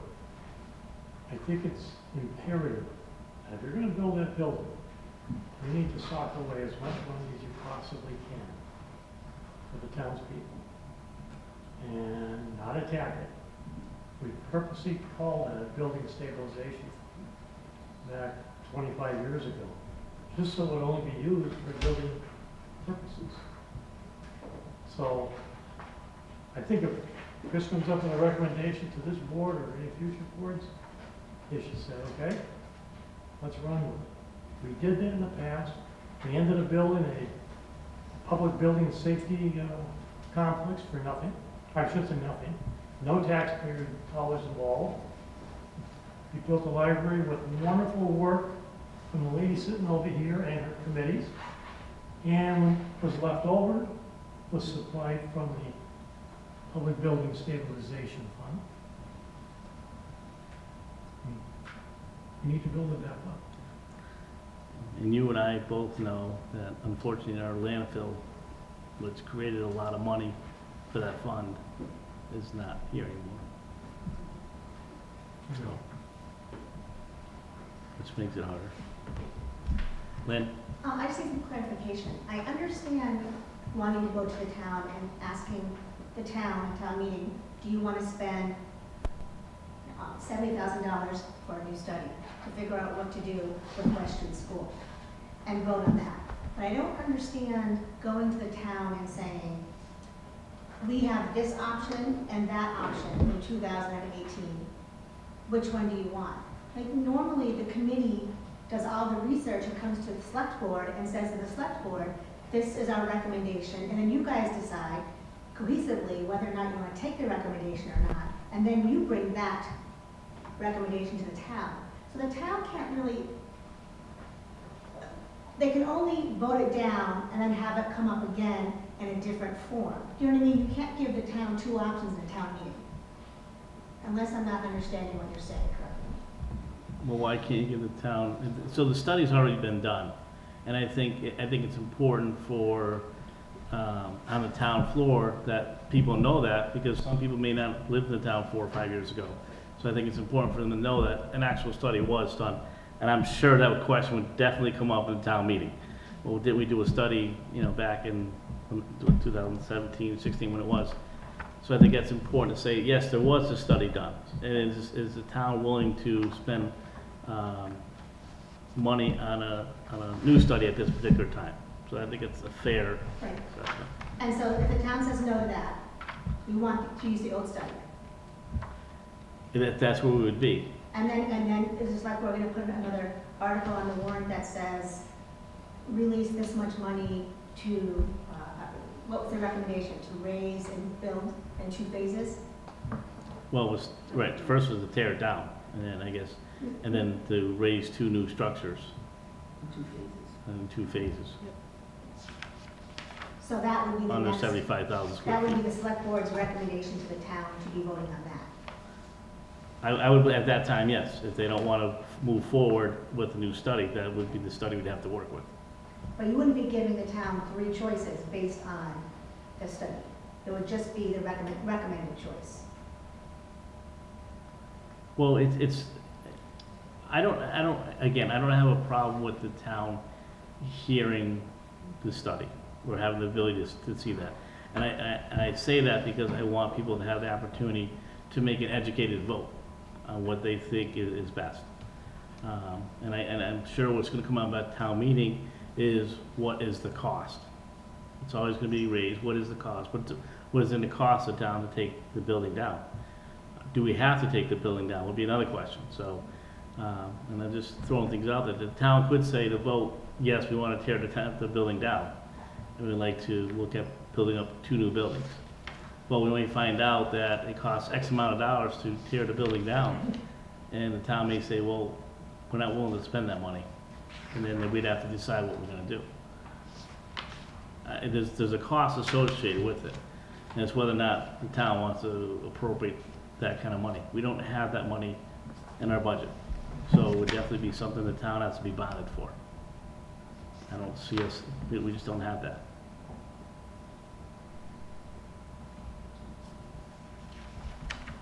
But I hear what Lynn's saying, so she's wondering what we're gonna do as far as the special town meeting, as far as what we're gonna ask the people for. So, because you can't have 2 different options on the article, which is, so she's asking, are we gonna give the town our recommendation and let them vote yes or no? Or are we gonna give them both options, right? Right, well, the option, it would be, the first option would be if they want to spend money to have a new study. If they say, yes, we do, well, then we move forward with a new study. Because the town's saying we want to have a new study. And then we move forward on that. If they say no, then we revert back to the other study. And it doesn't mean at that particular time, it has to be at that town meeting. We're gonna have another town meeting in the spring. It's 6 months down the road, it's not, it's time, but it's not a lot of time. So that's something, I'm just saying, everything, the first step, and I think, is to see whether or not the town wants to spend the money to do a new study. And that would tell us, if we're going, yes, they want to spend money to do a new study, then we do a new study. We start taking the necessary steps for that new study.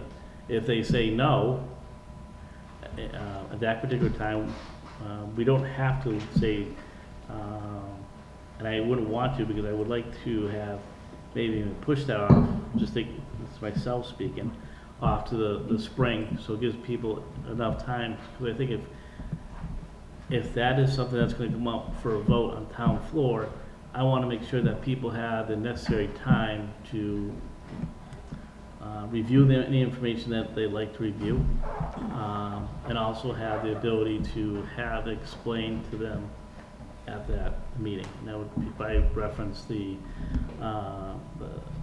previous West Street School Building Review Committee to ask if they would present what their, not the recommendation, what their recommendation, but also what the study was. Because again, I think something like that's gonna bring up a lot of questions, and it's gonna bring up rather the cost of it. Just like at most town meetings, it comes to what is this gonna cost us? And And there's no way to get the estimated dollar figure for that meeting, which is what we were looking to Chris. we, To make sure it's, that we're it's, not it's, in violation. right, it's possible that we could do that, that's something we gotta find out whether or not we can do. And they may just give us, like I said, a rough estimate, and just, that where they may say it may be additional, 20, 25%, or what have you. But I really can't speak to that until that's, find out if we can actually do that or not. But again, it's something that this board would want to, I would not want to myself, I would want to wait until the spring meeting if the town doesn't want to move forward with a new study, thank you. And if they say, no, we're not ready for it, we don't want to do a new study, then we look at preparing all the information that's needed for the spring meeting. Because again, probably half the town doesn't even know that what's being done with, or anything that's being done with West Street School. But we could have a handout for them when they come to the meeting with what the options are. No, So, well, you can do that, but I don't think it's fair for people to, unless you can have enough time to put out information, and have people's questions answered for people, to give someone the information, 5, 10 minutes, half an hour before they walk in front of a meeting to kind of decide on something like that. Many people's thoughts might have been already decided. You may just ask them and they'll know right away. No, I think we should tear the building down. No, I think we should renovate it. I think we just heard in here, I think from this meeting here and our past meeting, we heard views from different people and what their thoughts were and their opinions were. So I think that's why it's important that, So what are you suggesting for the fall meeting? I think at the fall meeting, I'm suggesting that we put towards the town whether or not they want to fund a new study, West Street School. Because then so between now and the fall meeting, it gives time to actually associate a cost with that study. Because that's gonna be important too. We need to have a And what's the study gonna entail? The whole building, phase 1, phase 2, Well, I phase 3, think whatever? to be fair, I think we look at the same exact study that was done before. They looked at all aspects of it as well. So I think it's fair going into it. Phases, okay. Yeah, to go into it with the same type of, and the same conditions that the study that was done.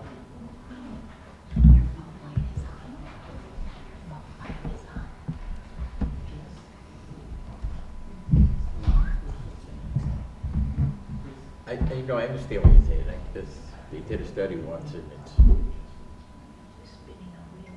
if the prices are outdated. the prices are updated, that's The if we options gotta are do still another there. study, what's this gonna cost? And what's the increase in price on the study? So as I said, if we are able to find that cost out, that's something that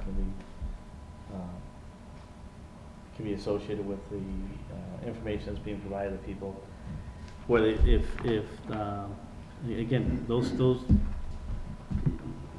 at town meeting, I'm almost plan for any possible question to come up, because it always does. And I'm sure that'd be a question, well, how much would it cost to do that right now? And like I said, you could present it to the town at a town meeting, and it's gonna cost the town X amount of dollars to do it, and the town may vote down, no, we don't wanna spend that money. So then we're back to, okay, what do we do with the school? We try to preserve it, keep it where it is now until down the road. We don't have the building, the town floor has the ability to appropriate the funding. We don't.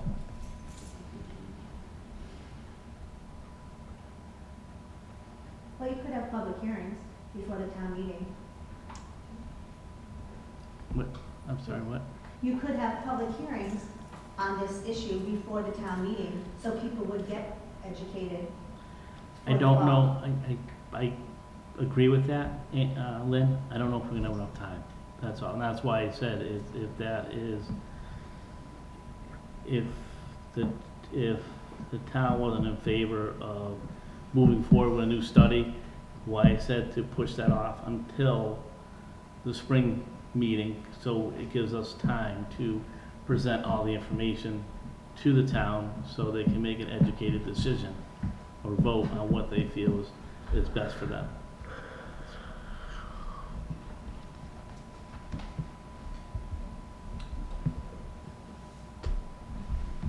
Anything else?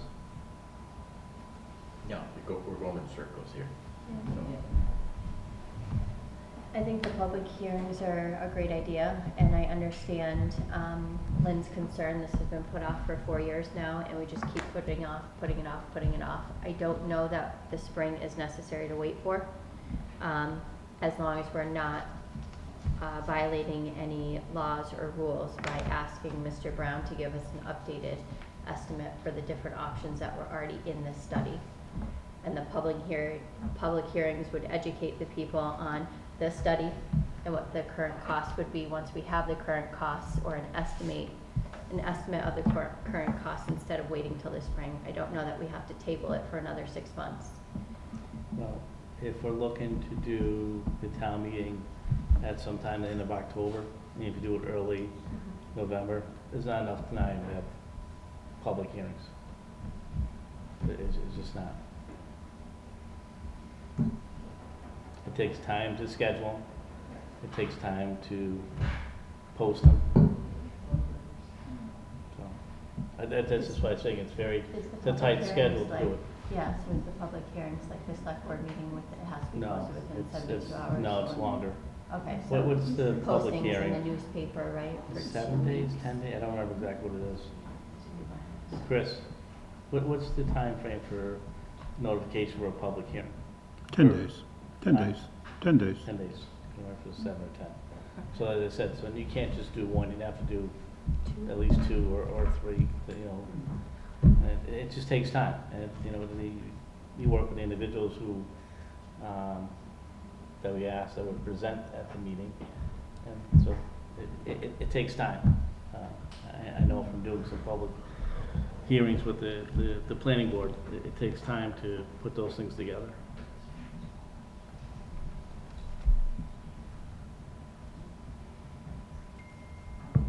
And we still don't have a date for a roundabout time, when we want to do the special town meeting? We are talking about towards the end of October or early November.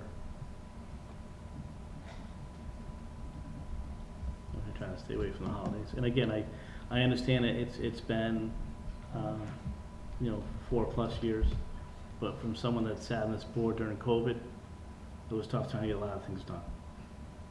Because especially doing things through video and stuff like that, and people not being available and not getting information and stuff like that. It took time, took additional time.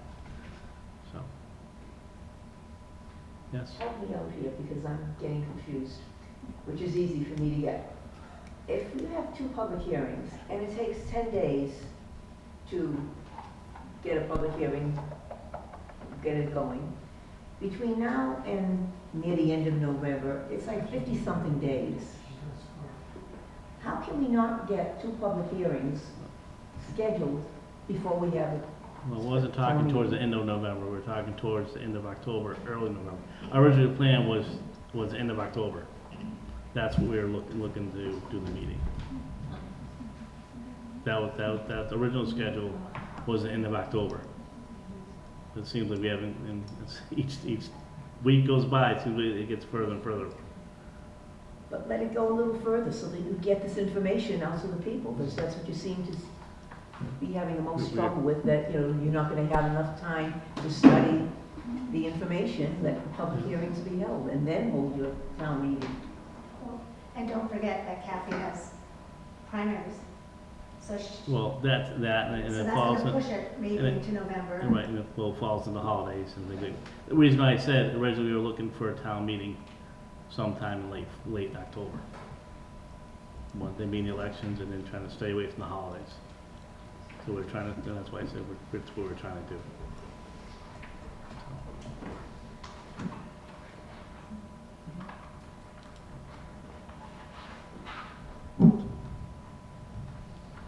it's up to the board, it's not up to me. If the board, wishes to have a later meeting, I'm fine with that either way. If it gives us the time to, do the public hearings and provide enough information to people, prior to whatever time we decide to have a meeting, that's fine too. I'm just trying to look at, as far as the people that are involved, their time schedule and things like that, being respected to that. Not trying to force someone into a 40-day, 50-day window, just trying to get things done, that's all.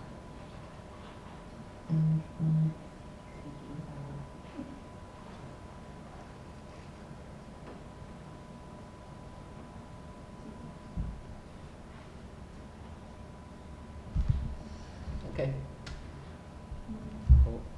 Well, what is the plan?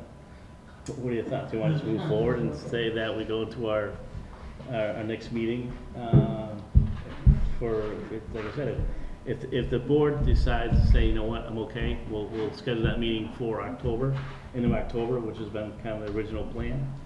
I don't think we have enough time to do public hearings. If the board's saying that, no, Glenn, I think we can do our public hearing sometime in late November, early December. If people are okay with that, we'll have to make sure that doesn't impact us anyhow as far as budgets and needed money. If that's the case, we can do it, then we'd have the time to do the public hearings and get that information out. I'm fine either way. When I said the time frame, I was just looking at where we were. We're not gonna, my personal opinion is we won't have time to get it if we're gonna have a fall town meeting. I think we could have a couple public hearings on it and probably have to schedule it for the springtime. If we put off the special town meeting, as long as it doesn't impact budgets. I think we have, don't we have bylaw stuff we gotta do at the time? There are some things that's within the agenda, that's why I said, and let that speak to Chris and see where it would fall as far as that. But if we can do it, I would like to push it forward. I would like to do the 2 public hearings and push the special town meeting off if we can, and get it on the special town meeting. Chris, are there any concerns with pushing the town meeting off, or are we better off looking to schedule it at late October? You can't do late October because you have to give 35 days notice to the town clerk of any meeting that you're doing. Why can we do late October? Because October is not 35 days. Late October. Still not 35 days. 11/19. No, It's yeah. 35 business days. Well, it is. Oh, Because she has to schedule for people to be able to register to vote so they can participate in the town meeting. so that would bring us into November. November, which you're not gonna wanna do around the election time, so we'd have to wait. So you have that week between basically election and Thanksgiving, because people go away Thanksgiving week.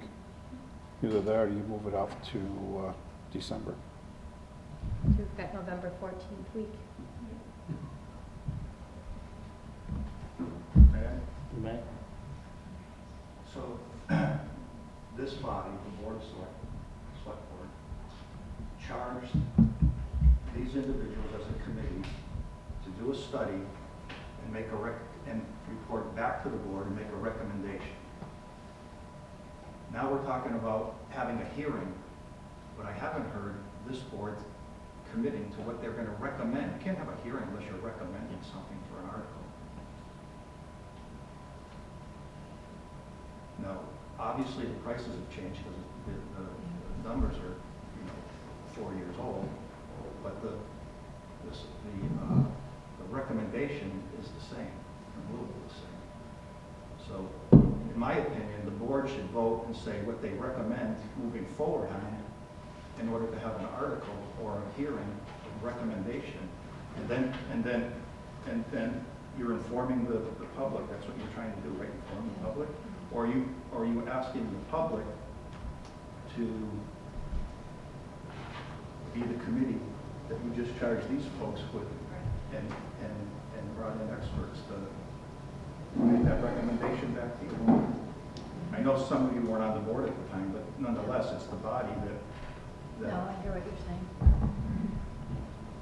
the board, I think, in my opinion, Well, needs to make a recommendation to the public, what you recommend based on the study. You need to stand behind it or you don't. I don't know. It's just- well, where I am, I think, and this is where I struggle with, and this is, and I brought this up before, is whether or not for me to tell someone where I think they should think. My recommendation shouldn't sway anybody's vote. And that's why I like to have people decide whether or not they're voting on what they feel is best for them and what they feel is best for the town. But again, you put a committee together because Well, the board didn't have the expertise, they didn't have the expertise. but sorry to interrupt you, Jim, but their study is gonna speak for itself.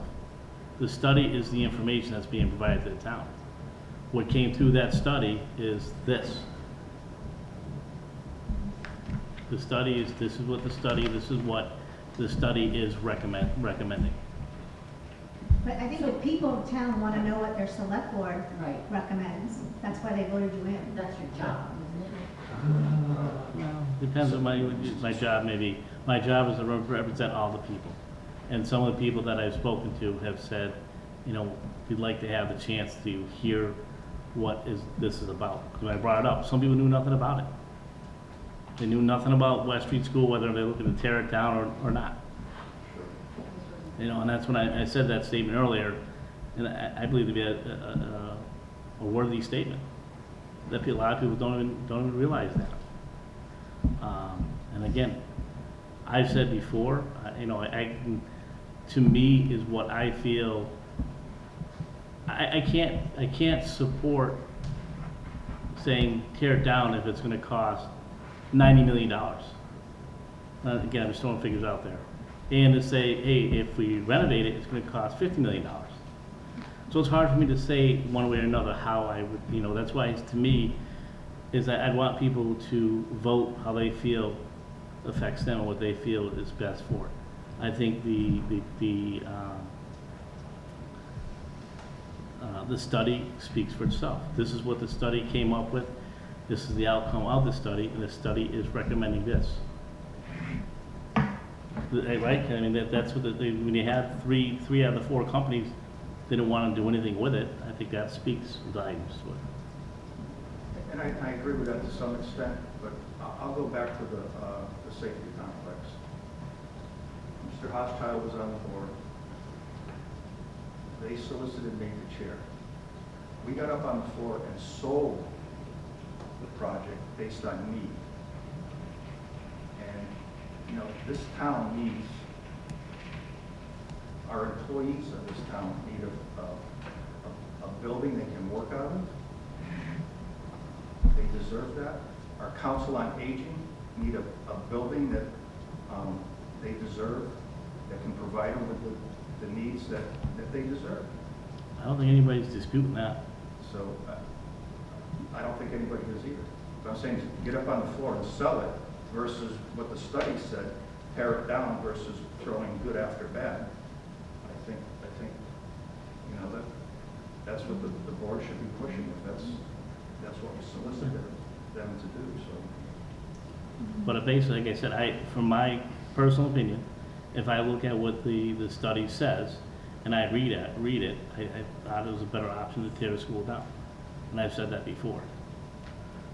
Just that's based on what the information that came out of the study. But again, that is, so, when, you know, and I would say when it comes to town floor, I'm one vote. And I vote for how I feel that at that particular time affects me. That's my chance when I vote to what truly affects me. I'm sitting in this seat, I look at is what I feel is best for the people. Sometimes those are different. Glenn, I'm just a little confused as to the purpose of doing another study. Do we expect a different answer, or do we expect, I mean, I don't understand why we would ask the taxpayers to spend maybe double what they've already spent. It wasn't a real controversial question. It was pretty cut and dried from everyone concerned that this is the most cost-effective method. That's the answer. Now, if the people would rather renovate it and keep the building, that's a different issue entirely. But to study what we already study and spend more money to do the same thing, to me, just doesn't make a lot of sense. It doesn't make, again, it doesn't make, I'm not in favor of spending money. Like I said, when it comes down to a vote, and the people that ask me if I wanted to spend additional money for this, I'd be honest with you, I'd vote against it. Because I feel that the study right now, I don't think things are gonna change.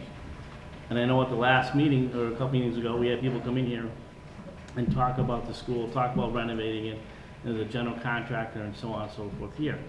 Again, I still to this day believe that the best solution was to, again, personally, at this point in time, to tear it down and have two new buildings.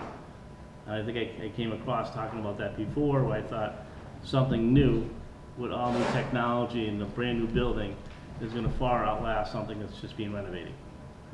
So, just, that's where I am with that. And again, I'm one person of a 3-person board. So, I mean, again, The study's the study and then it's done. I don't know what we're gonna do about the study. And I think the question here is, there's certain members of the town think it's still a viable building. I don't think we're gonna do another study. It's cost right now. How much does it cost to tear it down? Or rehab a section for some other function? Maybe not even town offices, but it's gonna be expensive. I don't think it's gonna $90 million. We know that it's a figure of stone. So just to go off what Lynn was asking, what everyone from the committee is asking, they're asking what we support. I support what the committee recommended in tearing down the building. That's what I support. So you were asking for what our recommendation is. That's my recommendation, to go off the committee who we asked, or the select board has asked, or tasked them with that. And so that's what they're asking, is what do we want as the select board? And to be clear, I am with the committee. Their recommendation was to tear down the building based on cost, and that is what is best for the town. Now, that's with the 2018 study. So now we go back, we find out if we can get a more accurate representation of what that is going to cost. I am not in favor of another study. I think it's a waste of taxpayers' money. I agree with Lou. It's just another study of a study. So that is where I stand on this issue, I guess. And that's what they're all looking for, is where we stand. And So I appreciate just that. yeah. But at the last meeting, the meeting before, people came in, they were considered, at that time, just concerned citizens about West Street School, and the two of you talked about forming another committee. They had wanted a new committee to look at the structure of the building and how how much space is needed for each department. That's what we had talked about at that meeting. Well, it's still a new study, whether the recommendation from the previous, We didn't have any layout of the offices or anything. We just kept 2 buildings under 7,500. That's it. That's all we had. So No, they had but talked about being tasked with what each department needs and what size the layout in their offices. That's what they had asked to be tasked with. But Am I that correct? he's saying keeping the building. So if we're not in favor of keeping the building, their study said that the option was to tear it down. That wasn't for keeping it or not keeping it. That was just for the structure of the building. So, Micheline, did you want to come up and say something? Yeah. The hail will be stopping in 5 minutes. Actually, we did, that was our question. Our question is for that is either, is it gonna be a new building or old building? We still need to know what each department is required. how much space they need. Either new building or old, we still need that information, and that's what we wanted to obtain, so we can figure out where we're going, how much it's gonna cost. Maybe they don't need so much space, maybe this one needs more.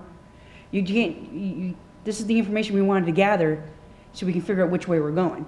We have no problem with the study, we just wanted something to go forward instead of waiting the 4 years and put on the shelf like it was discussed earlier. So all we want to do is, what does the department need? It's not a whole study, because we already know how much it's gonna cost. We already know how much space or whatever, but then we find out whatever actually needs, maybe be smaller than what's required. There's a gentleman here with you, who's a general contractor, who talked about renovating the building and what they thought you could do with the building. Well, you asked for diversity and different point of views. His was one, here's another. We all have different ones, and then now we have the full, complete study of the other one. And as you said, not everybody knew all the information. That's why we wanted the hearing, so everybody can understand what they're actually facing to answer the questions that you wanted. Like, they didn't know what was gonna happen to Wetchy School. Are we putting it down? Are we building a new one? What are we renovating? That's the whole point of that. But then we wanna know where you guys stood, where you think is best for the town, because that's why people elected you guys, because the outcome's supposed to be the majority of the town. You're supposed to look at what's best for the town in whole.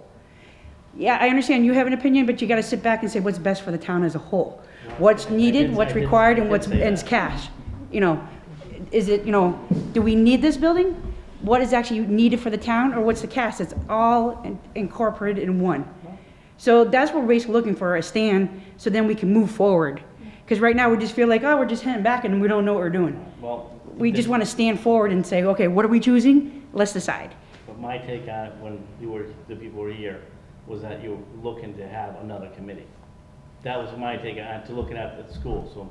Because we didn't have any of the information. Can I talk, please? Oh, I'm sorry. I'm trying to be disrespectful, but I'm just trying to, that's what I thought you got, the people that were here were looking for. If I misread that, then that's my fault. But I thought that's what the people were looking for, is that they wanted to keep the school and see what they could do to appropriate the space inside. That's what I thought the people here were talking about. I thought that was the message from the group. I didn't know people had different views on it. I thought that was kind of the message from the group at that time. And that's when we were talking about, well, they should be part of the committee. So that's why we talked about having an additional committee. Well, to interact what you're saying with the information, I didn't have all the information either from the original committee. I think that's additional information. Our thing is we're just gonna add more information to give what you thought was best for the town. If we got because as you know, as you already said, when you go to town, they have a lot of questions. And we wanted to make sure we covered the whole entire area. So we got what the committee wants, and I agree, I don't think we should do another study, but we need to make sure we fulfill all the questions that's possible that would occur. That's what we want to try to do, so where we're going. Are we going to renovate? Are we going to tear down? Are we going to rebuild? We just want to add more information so we can get a decision made, so we can move forward. And if you figure out how much the clerk needs, tax collector, planning board, so on and so forth, Well, they you'll did know have, the square footage. but I think they that did we have need, that. whether It we're was- fitting here or another building. that was done at one point, as far as the square footage we needed. So that's basically, we're just trying to say, move forward. Okay. Thank you. Thank you.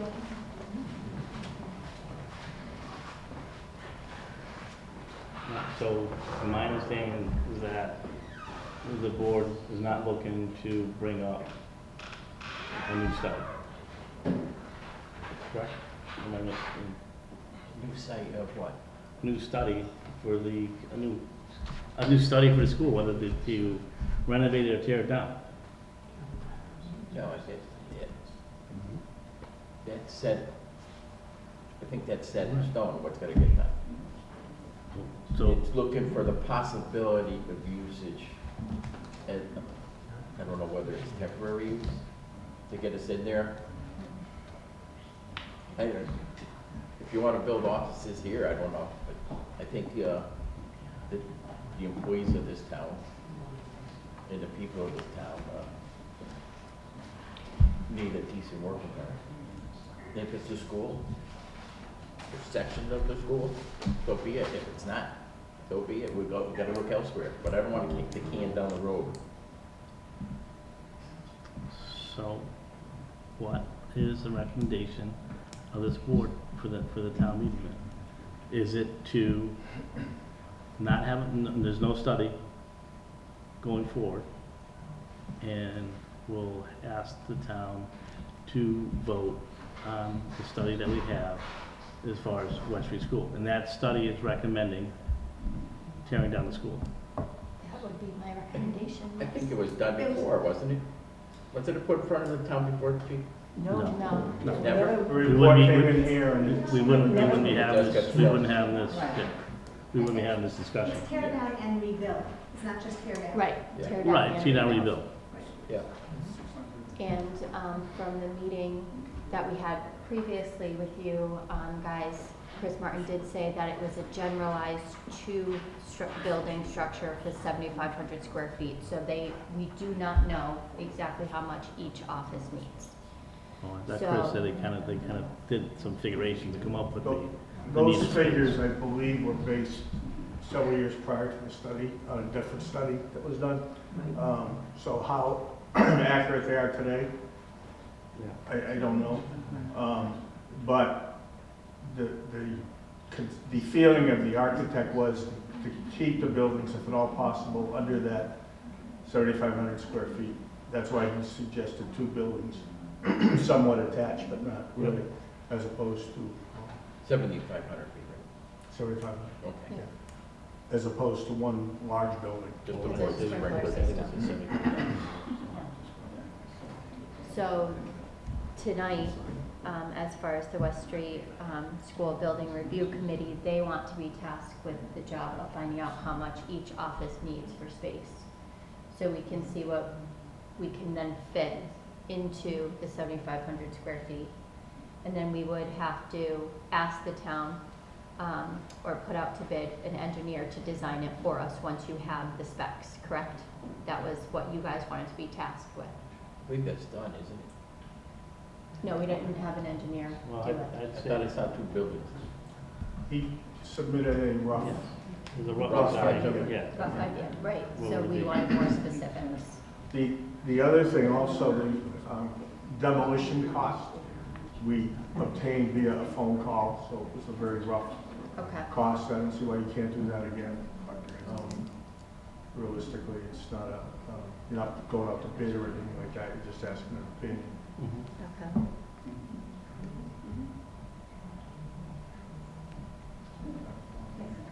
So getting back to your question, what do we want to put in front of the town? Is that question? Right, That's so, exactly. right, so the town's gotta decide,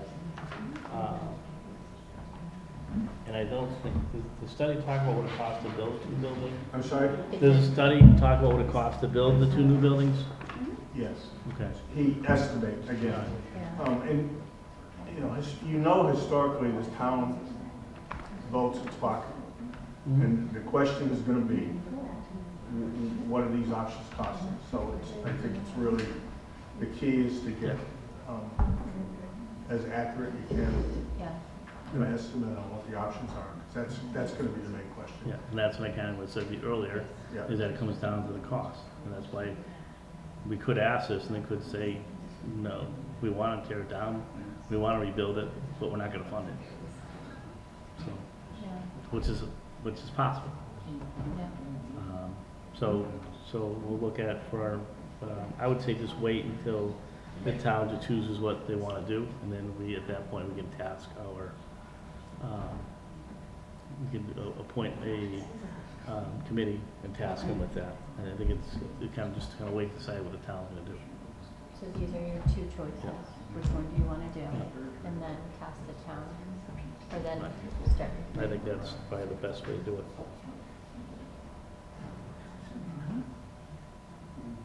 All right. So that will work with Chris and to set up the date for where the town meeting is going to be, and have some public hearings as far as information, and if the West Street School Building Committee would help us with informing the public with the information from the study.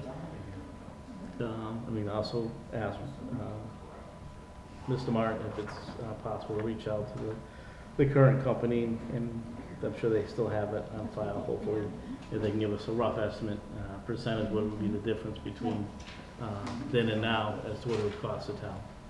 That's gonna be, again, it's gonna be a question, what it's gonna cost. If Chris, is short on time or whatever, I'd be glad to reach out to him also, Okay, if you'd like, I appreciate that. because I talked to him quite a bit before about it. So. Okay. Who's that? Mr. Roy Brown, yeah.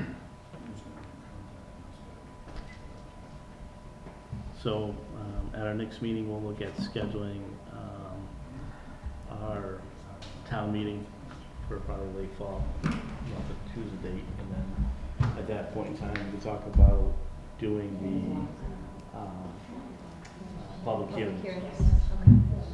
We'll have to work with you, whatever dates work, for your committee, and go from there. I would suggest maybe you want to do one on a Saturday daytime, one at night during the week or whatever. Whatever works, I mean, Well, I'm open just to thinking whatever. about giving everyone an opportunity. Yeah. Some people. That makes sense, yeah. Definitely have more people show up on Saturday. Yeah. Thank Hey. you to the committee for all Yeah. your time on this and for coming and telling us about it. And really, thank you, I mean, to have the people that are here tonight, to me, is just, obviously you care. You care about the town, you care about the building. And I hope that you didn't take any of my comments as being disrespectful, because that by all means wasn't the intention. Part of my responsibility is to keep our meetings moving along. So, but again, I appreciate everybody's thoughts, everybody's ideas, everybody's opinion, as we move forward. It's a tough thing. Mr. Clement would have been here this evening, but he's sick, as is Judge Jen Silva, Okay. so that's why they're not here Yeah. tonight. But they would have been here. I appreciate that, that's good to know too. Not that they're sick, but Right. when they didn't make it. Just want to clarify that. All right, well, moving along. I think the planning board has left. Yeah, I think they left. We lost the planning board.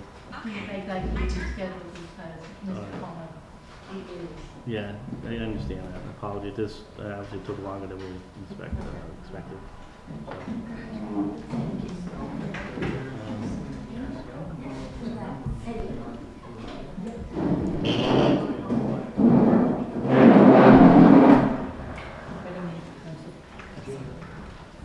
We have an executive committee meeting now too.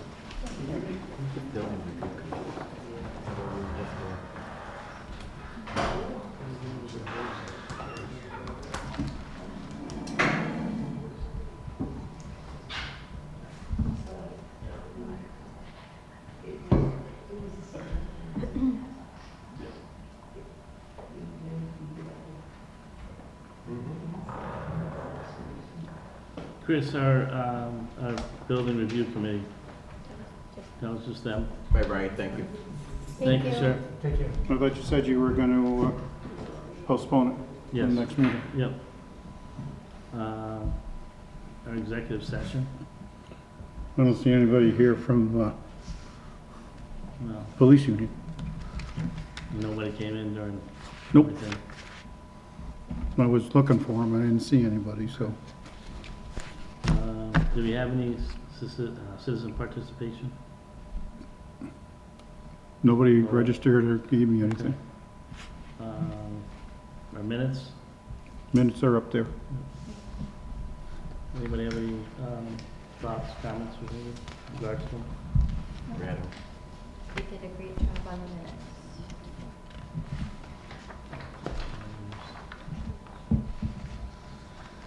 All right, is a motion to accept the minutes for September 7th, 2022? Yep, I will make that motion to accept the minutes from September 7th, 2022. Is there a second? I'll second that.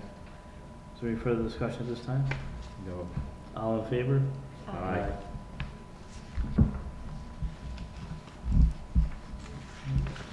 Anybody opposed?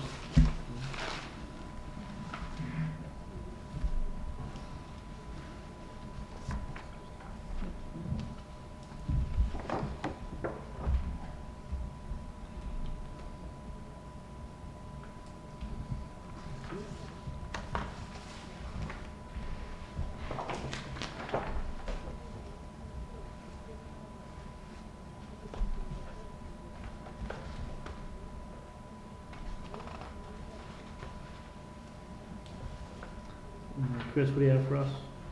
I have 2 Dufresne rentals and a Brown Ellison rental. Okay. First one for Dufresne's is on October 16th, 2022, arriving 8:30 a.m., departing 5 p.m. Number of people, 125.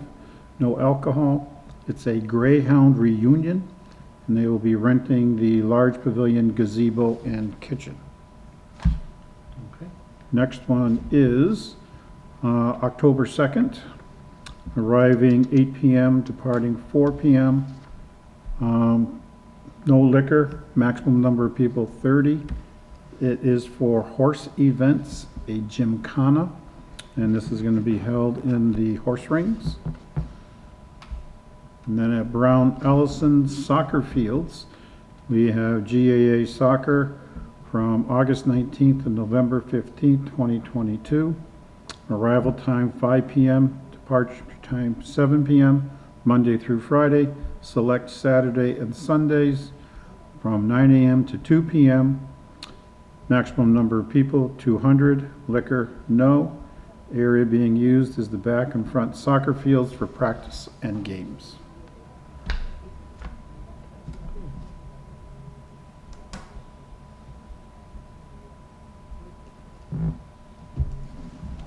Now we move on to the next item. Sure. And today we had a company come in for their common victulars. It's common victular number 22-53 for Bumpy's Natural and Organic Foods at 77 West State Street, Granby, Mass. Expiring December 31st, 2022 for a fee of $25.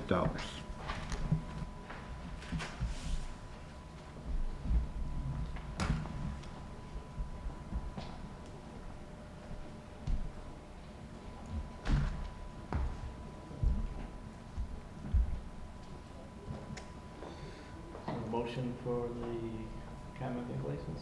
Yes, I will make the motion to accept the common vic for Bumpy's Natural and Organic Foods, number 2253, expiring on December 31st, 2022.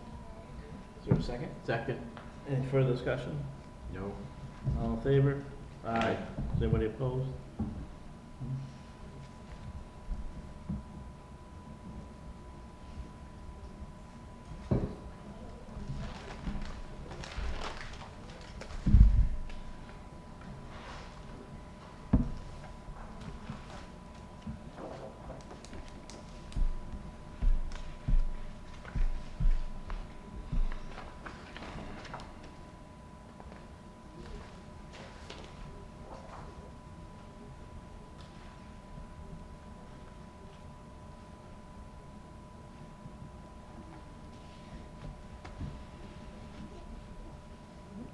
You ready for the next item?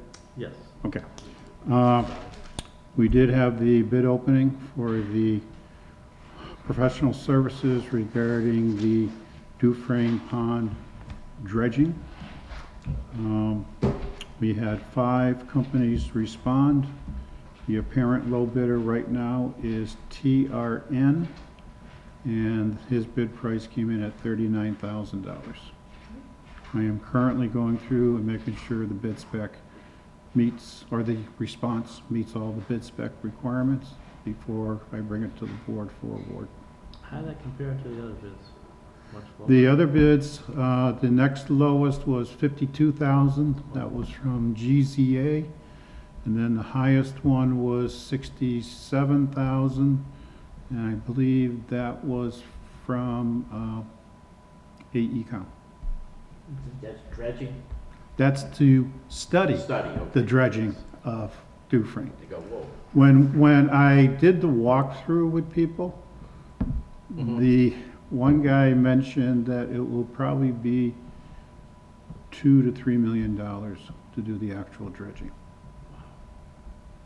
to be honest with you. And his question is how deep do we want to dredge it? $2 million, wow. Well, these are all, like I said, these are all important things, because there's some big ticket items Good to know. that are facing this town in the next, really 5 to 10 years. And it takes that amount of time to pay off some of these things. And also, I've been trying to get a hold of, get together with Dave Leonard to go over about the Forge Pond Dam and Dike. He says we probably do need another inspection done up there and a report filed with DCR, but he'd like to talk about it a little bit more first before we proceed with the project. That'd be nice to kind of get that done sooner or later, but I know the people up there have been really concerned about it, so. We've been playing email tag, him and I, Yeah. trying to get a date together where we can sit down. I know they definitely have some concerns. And then the final item is MEMA has a grant program out there so that we can try and update our mitigation or hazard mitigation plan. That was last done, I believe, in 2016, and it's now due for an update. And that's filed with MEMA and EPA down in Boston. And what we did the last time, we had Pioneer Valley Planning Commission help us, and they said that would probably be about $20,000 to $22,000 for them to sit with us and assist us in updating that plan. So I will be applying to MEMA to try and see if we can get funding for that.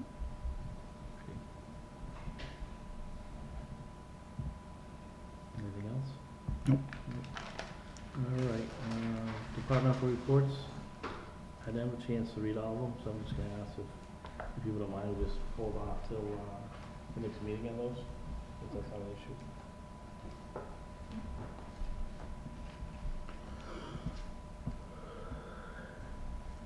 I had a busy weekend. What else we have? Well, the maintenance warrants.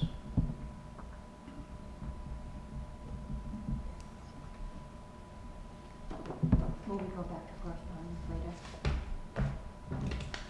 Yes. Okay. Did I skip over? Yeah, but that's I'm okay. sorry, we'll do correspondence. I didn't. Do you want to do that first? We'll do that now. Yeah, I didn't realize I skipped over it.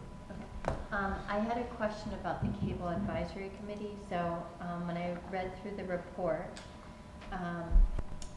so it looks like our Comcast cable communications contract is expiring on October 5th, 2025, and the process needs to start now or soon. So they have a Cable Advisory Committee. So I just wanted to know what your standard procedure was for this. It looks like it happens according to this. If we have a cable advisory committee, it has to begin within 36 to 30 months before the license expires, which means now. And it's just basically to make sure that our community is getting what they need from Comcast, and that we make sure that our citizens are basically being taken care of. So have you come across it before in the committee? We currently have one active member on our Cable Advisory Committee. Okay. Larry Petrus used to be the chair. He resigned. Gary Benson used to be on it. He resigned. Okay. And I think we only currently have one active member on there. So I don't know if the board would want me to contact the attorney we've used in the past, William August. He's the one who negotiated our contract the last 2 times. And I don't know if you want me to get a hold of him and see if he's available to start the process. Yeah, I would think so. Yeah, Yeah. definitely. Yeah. He's familiar with it, makes sense.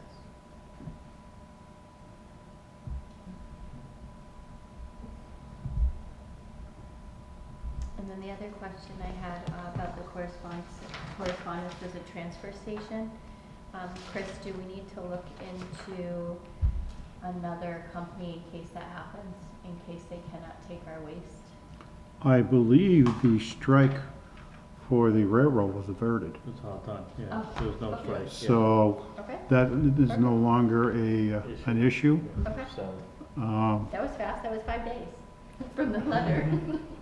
well. I think they settled it on Friday, Okay. which was the day they were supposed to go out. Yeah, And I think the federal government stepped in he did. to require them to come to some sort of an agreement before the strike took place. That would have been a huge Yeah, that's what I was. looking across the at. board, Yeah. Okay. for real service. Not much out on the news about how they settled it, but they did settle it from what I Yeah. understand. It was settled, I did see, last night or this morning, something about it. You know, so. 22 hours of negotiation, it was settled like at 2:30 in the morning.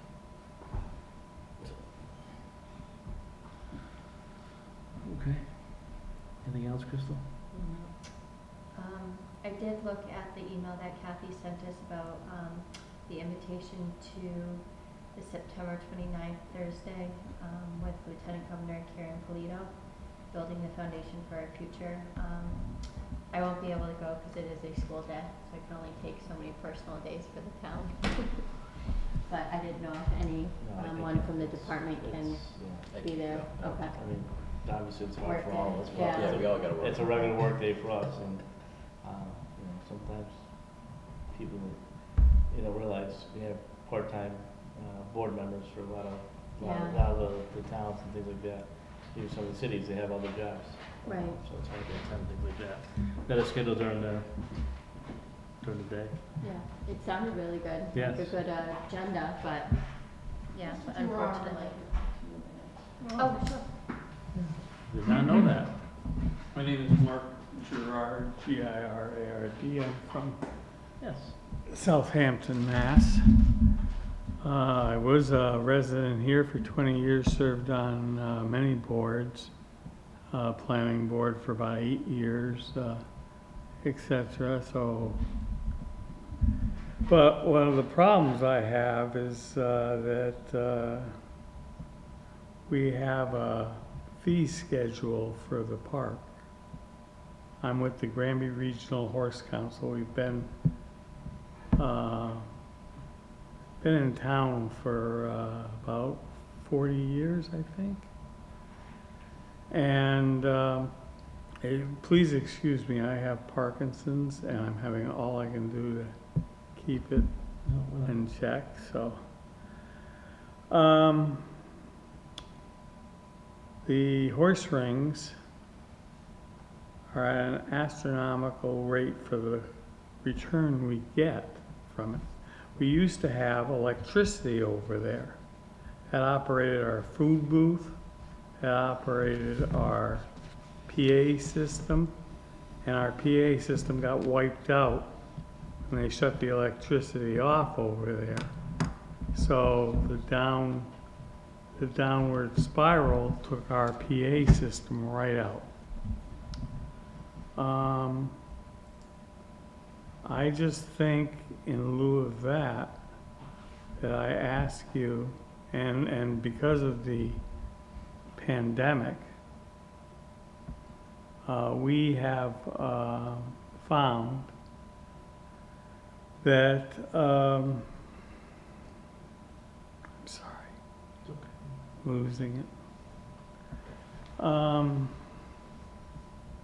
The pandemic has lessened our income to the point where we had $100 left. We've got 1,100 in there right now. Today we just gave up 350 for that one event.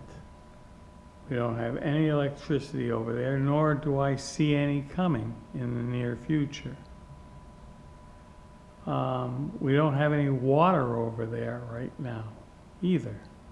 We have to bring in water on water buffaloes. This isn't very fair to your local organizations who are renting these from you. So I'm asking you to take a look at your fee schedule over the course of the next month. And please make some type of adjustment so we can rebuild our club, so that we can do our things and be able to participate, because there are no services over there anymore. In the past, you had water and you had. Oh yeah, we had electricity. We had an actual plug-in to our food booth. And someone just came in and ripped it out. I don't know why or how this happened. I know 1978 comes to mind. I remember being on the one of the committees here. And it had to do with a federal grant to procure the park itself. And they wanted the utilities all buried, which is all kind of crazy, in my opinion, because nobody ever got hurt from it. In fact, they just put up a new transformer on the pole about 6 months prior to shutting it off. Well, not to cut you off, sir, but what we'll do, we'll definitely take that under advisement. We'll take a look at it. Please see do. what services that you were provided with before and what you're not receiving now, as far as. Thank you very much. I appreciate it. If there's something that we can look at for you. Yeah, I'm sorry I'm not clear at this point, but I think you got your point across very clear. Huh. Thank you. Thank you so Thank much. you. You're welcome. Have a good night. Yeah, you too. Thank you. Thank you.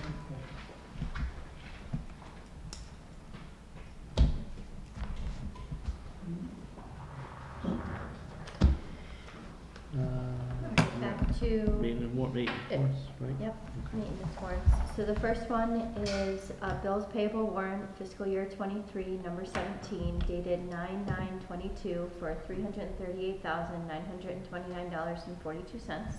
So I'll make a motion to approve that one. As well as payroll warrant fiscal year 23, number 18, dated September 16, 2022, in the amount of $448,817.74. And a maintenance warrant fiscal year 23, number 19, dated September 16, 22, in the amount of $93,404.49. Is there a second to the motion? Yes, second. Is there any further discussion? No. All in favor? Aye. Anybody opposed? No? All right. Next on our agenda is to approve and sign the amended police lieutenant contract.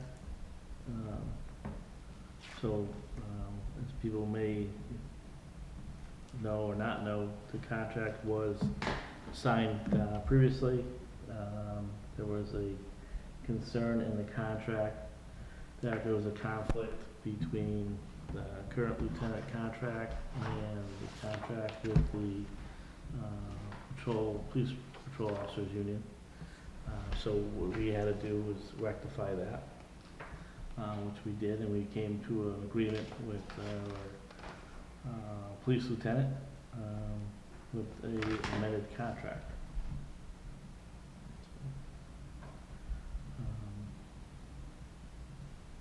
That's it on that. Do we have any comments or questions? No. None for me, no. No. Is there a motion to approve and sign the amended police lieutenant contract? Yes, I will make the motion to sign the amended contract as written. Is there a second? I'll second it. Any further discussion? All in favor? Aye. Aye. Anybody opposed? All right. Is there any update on the Dufresne Playground? I don't know what this is. No, I believe a gentleman came out, but he never gave a price yet of what he thinks it would cost. All right, so just kind of keep that there so it reminds us. Made a recommendation, replace instead of fixing something. Something was delaminating and he said, I don't know what his, Oh, that was in the departmental Yeah, reports from yeah. Jeremy, the laminate. I didn't know what that was. There was no prices or anything. No, there wasn't. It was just for the laminate of the play structure. I don't know why I'm putting them back in yet, so. I must say, I did see the signs, for the trash. Yeah. That we bring in here. That was something that Jeremy's. Yeah, they're there, I mean, they're simple, but they're loud. You know, you see them, you don't miss them. Good. Which is Tell us the the point. report, it said that, trash pickup is less Yeah. Good. that he has to do except for the dog food. Yeah, the dog feces is still in Because I was originally thinking, you know, I don't know how they're gonna look, and they're bright and they're bold and they couldn't stand out. Yeah. When we get people gonna notice.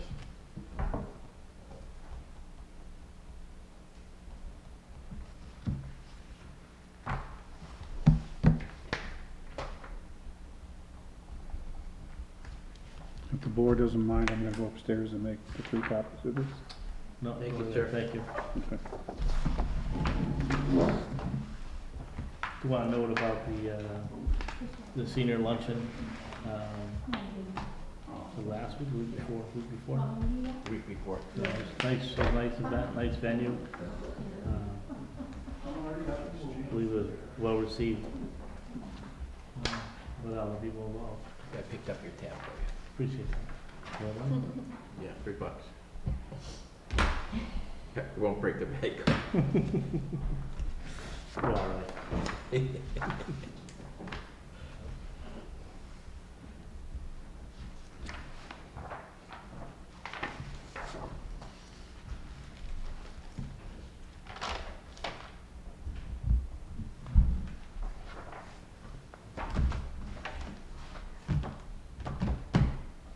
All right. If there's, no one has anything else?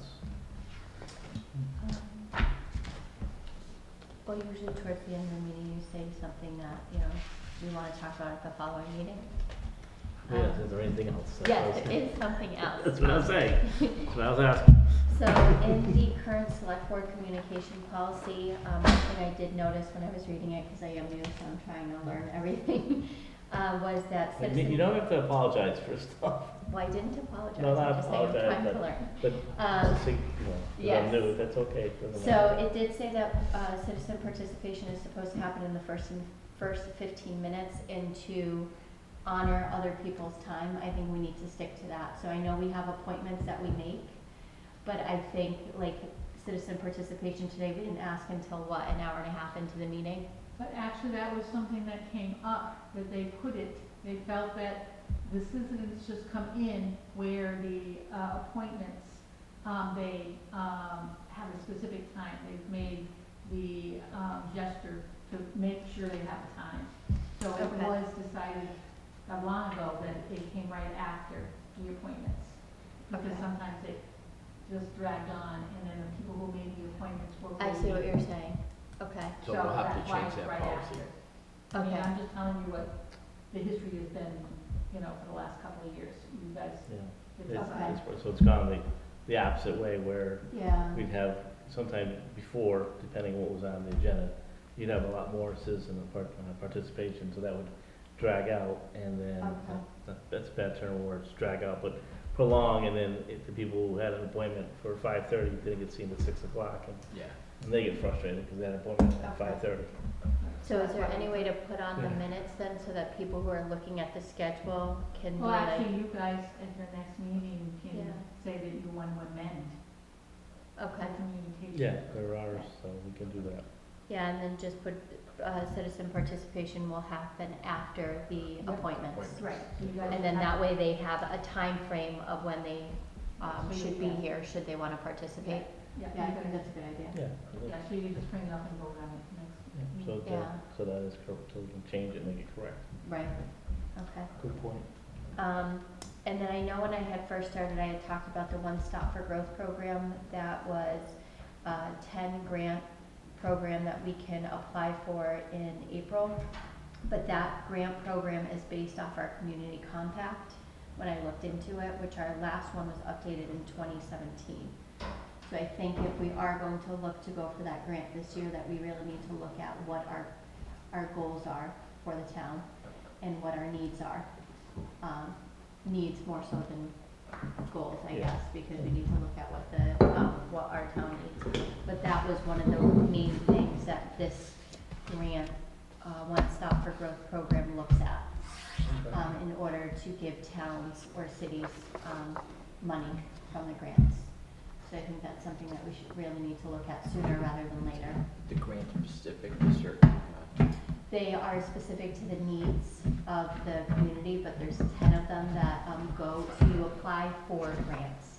And there's 10 of them that are out there. There's none on municipal buildings. I've researched a little bit on the Council on Aging, and it's mostly for programs to help senior citizens with food or activities or arts and culture. There's none for a building that I've seen so far. I looked at all. But even Dan, To ask him if he knew If of there's any. anything, Yeah, and Pine Valley is usually a good resource to use too. They usually know what grants are out there. yeah. And they, as far as I know, they don't have any out there for Council on Aging either, for buildings anyways. So, those were just two things that I noticed. All right, we should definitely start talking about that so we can get it taken care of. Yeah. Rick, do you have anything, or are you done with this? Yeah, those are the two things, yes, No, thank I you. have nothing, no. Well, at this time, we'll entertain a motion to adjourn. Nothing else. We got executive session or no? Nobody's here from the No one union. showed up. Okay. Yeah, no one showed up. Yeah. Alright, so I will make a motion to end the select board meeting. Is there a second? I'll second that. Any further discussion? All in favor? Aye. Aye. Anybody opposed?